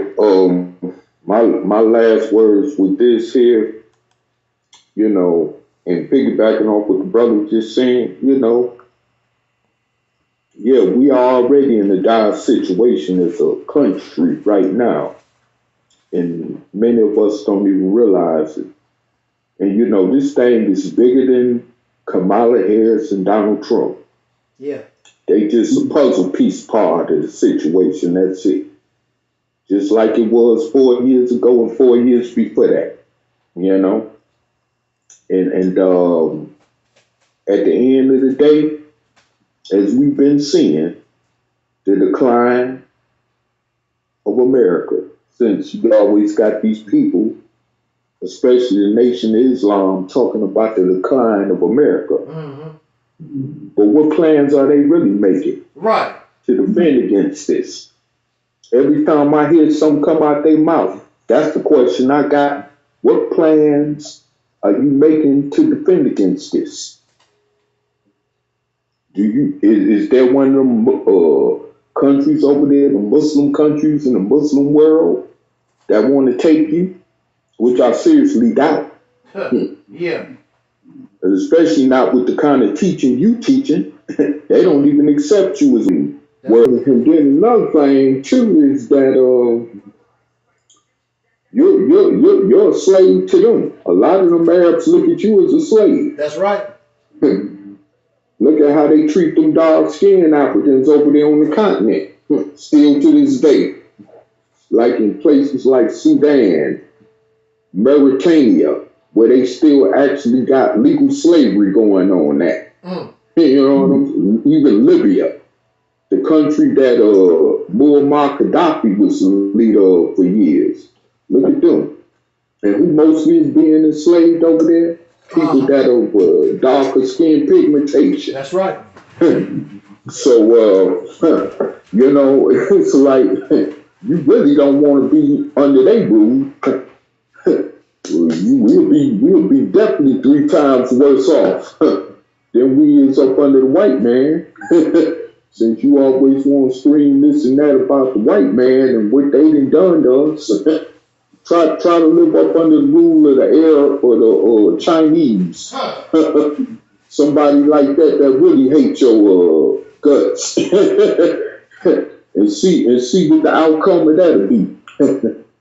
You know? Shoot. And you know, even go over there and try to live up under the rule of them African countries and them darker skinned countries in Africa and see what the outcome will be. They just, like I remember you saying, they just burnt down a black American town in Ghana. Mm-hmm. You know, he was trying to start a settlement there and got it completely burnt down by them locals over there. You know what I'm saying? Like, you know, so you know, brothers and sisters who left here went over there trying to buy land and ended up losing their life in the process. Hey, Taalib, that's family for you. Yes, sir. Oh, yeah. That's family. That's like family they say, kinfolk ain't kinfolk. All kinfolk ain't kinfolk. Right. Yeah. Exactly. Right. Man, yeah. I might as well. Either I might as well stay in America or go to Europe. If I'm just going to travel. You know what I'm saying? Let's be for real about this thing. And make it make sense, you know? But anyway, moving along, you know, like I said, yeah, man, we're faced with some situations that we should be able to see clearly before our eyes right now. That could lead to, you know, these catastrophes coming, you know, and forbid Donald Trump get in there. We might just be back on the plantation picking cotton. Because, I mean, first of all, yeah, this might not be the smartest, brightest person in the world, of course, especially when you hear him open up his mouth. But let him get some power in his hand and see what he do.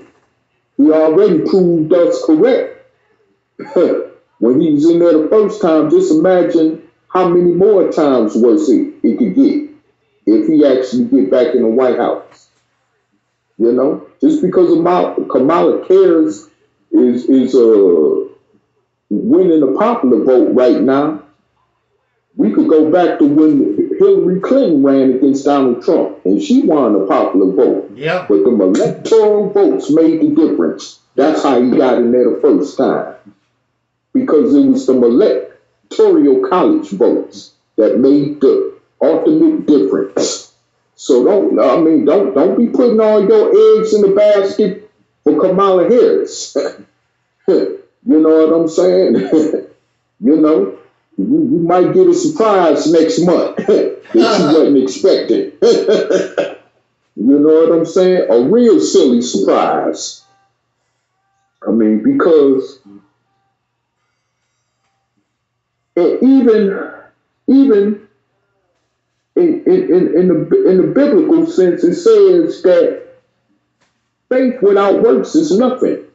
Even if you're going to have faith in some, at least work toward it. You know what I'm saying? They don't know what to do. Don't just sit up there. Exactly. Don't just sit up there and depend on that faith. You'll never get nothing. Just like the slaves for years was on the plantation praying for their freedom. But they realized at some point, especially when this country decided to enter into the Civil War, they had to kill or die for their freedom. You see what I'm saying? So you got to put in work. And work ain't easy. I understand that. Even if a lot of us got to lose our life, some of us even got to go to jail, prison. Yeah. But we got to put in work. That's how actual real freedom comes. Yeah. If you ain't putting in no work like that, then don't expect nothing. It's just that simple. You know, so I mean, hey, you know, I just want to say thank you for allowing me on this platform to speak on this topic about family, so-called family, and also to those of you, hopefully that is listening and that will be listening once this is posted on YouTube. And also my mistake by speaking out to those I thought that was watching it on Facebook, since Facebook took this brother channel down, like he just got done explaining to us about. Just catch this on post it on social media, and hopefully, and specifically, I want our youth to see this, especially because there's a lot of our youth homeless in the streets, and that's actually raising each other. Do you know how many homeless children in America it is these days? Mm. You can't even compare those type of numbers to when we were children. You know what I'm saying? It's astronomical how many homeless children it is in America on the streets, especially, particularly us, as far as our black children, youth are concerned, and man, I mean, it's like it's astronomical, and they are actually raising each other. They calling each other mama and daddy, actually raising each other like they the parents, and like you the child. You know what I'm saying? This is actually going on in 2024 America right now. If you don't believe me, like you say, you do the research. Go do the research. You'll find it all over social media. Speaking about that type of stuff when it comes to homelessness. You got, matter of fact, you may even have as many homeless children as you do adults. I mean, bad as things has gotten in this country. I mean, look, people can't afford to live nowhere. Rent is getting too high. Even people trying to keep up with rent is one check away from being out the door. Yeah. You know what I'm saying? So I mean, you didn't even hear people talking like this back in the 70s when I was coming up. But you hear it in 2024, right? So I mean, man, come on, man. You got to get out of this fantasy about family. It's not real. If you become homeless, how about them homeless children I mentioned? How many families have taken them in? How many families have decided to adopt them? Nah, you on your own. Like somebody say, you're not caring to me. You ain't my child. I can care less what happened to you. All this, Mm-hmm. But the only way you would adopt them is if you getting some money out the deal. If you getting some finances, then you would take them in, right? Yeah. Come on. Yeah, man. People, this thing is just so fake for real. Don't nobody care nothing about nothing. So you always want to talk about children are the future. Children, right? Exactly. Don't care nothing about no children. Man, all the time I'm out here in the streets, I see mamas letting their kids roam around in places they can't even see them. You know what I'm saying? And then you wonder why so many children come up missing. You see what I'm saying? I mean, I mean, all you got to do is pay attention with your clear, naked eye and see what's going on right before you. You ain't even got to come on social media. Hey, listen, just go every day and just live the reality in the streets, and you'll see what I'm talking about. Yeah, this thing, this is not no game. But we're gonna close out, and like I say, even those of you who are watching this video live, I encourage y'all to watch this video again because it's a very important message that was brought up in this video tonight, in this live topic. And also, if you want to, grab a friend or even those who you look at as a family member, you know, wherever they may come from. And y'all can sit down together and watch. You know what I'm saying? But people need to hear this information. They need to hear this because this is real. This is the reality we all live in. You know, so once again, thank you, brother, for allowing me to come on. And thanks those of you for watching and those of you that commented in the comment section. And with that said, I'm going to X out of here. And peace to everyone. And I'll see you next time.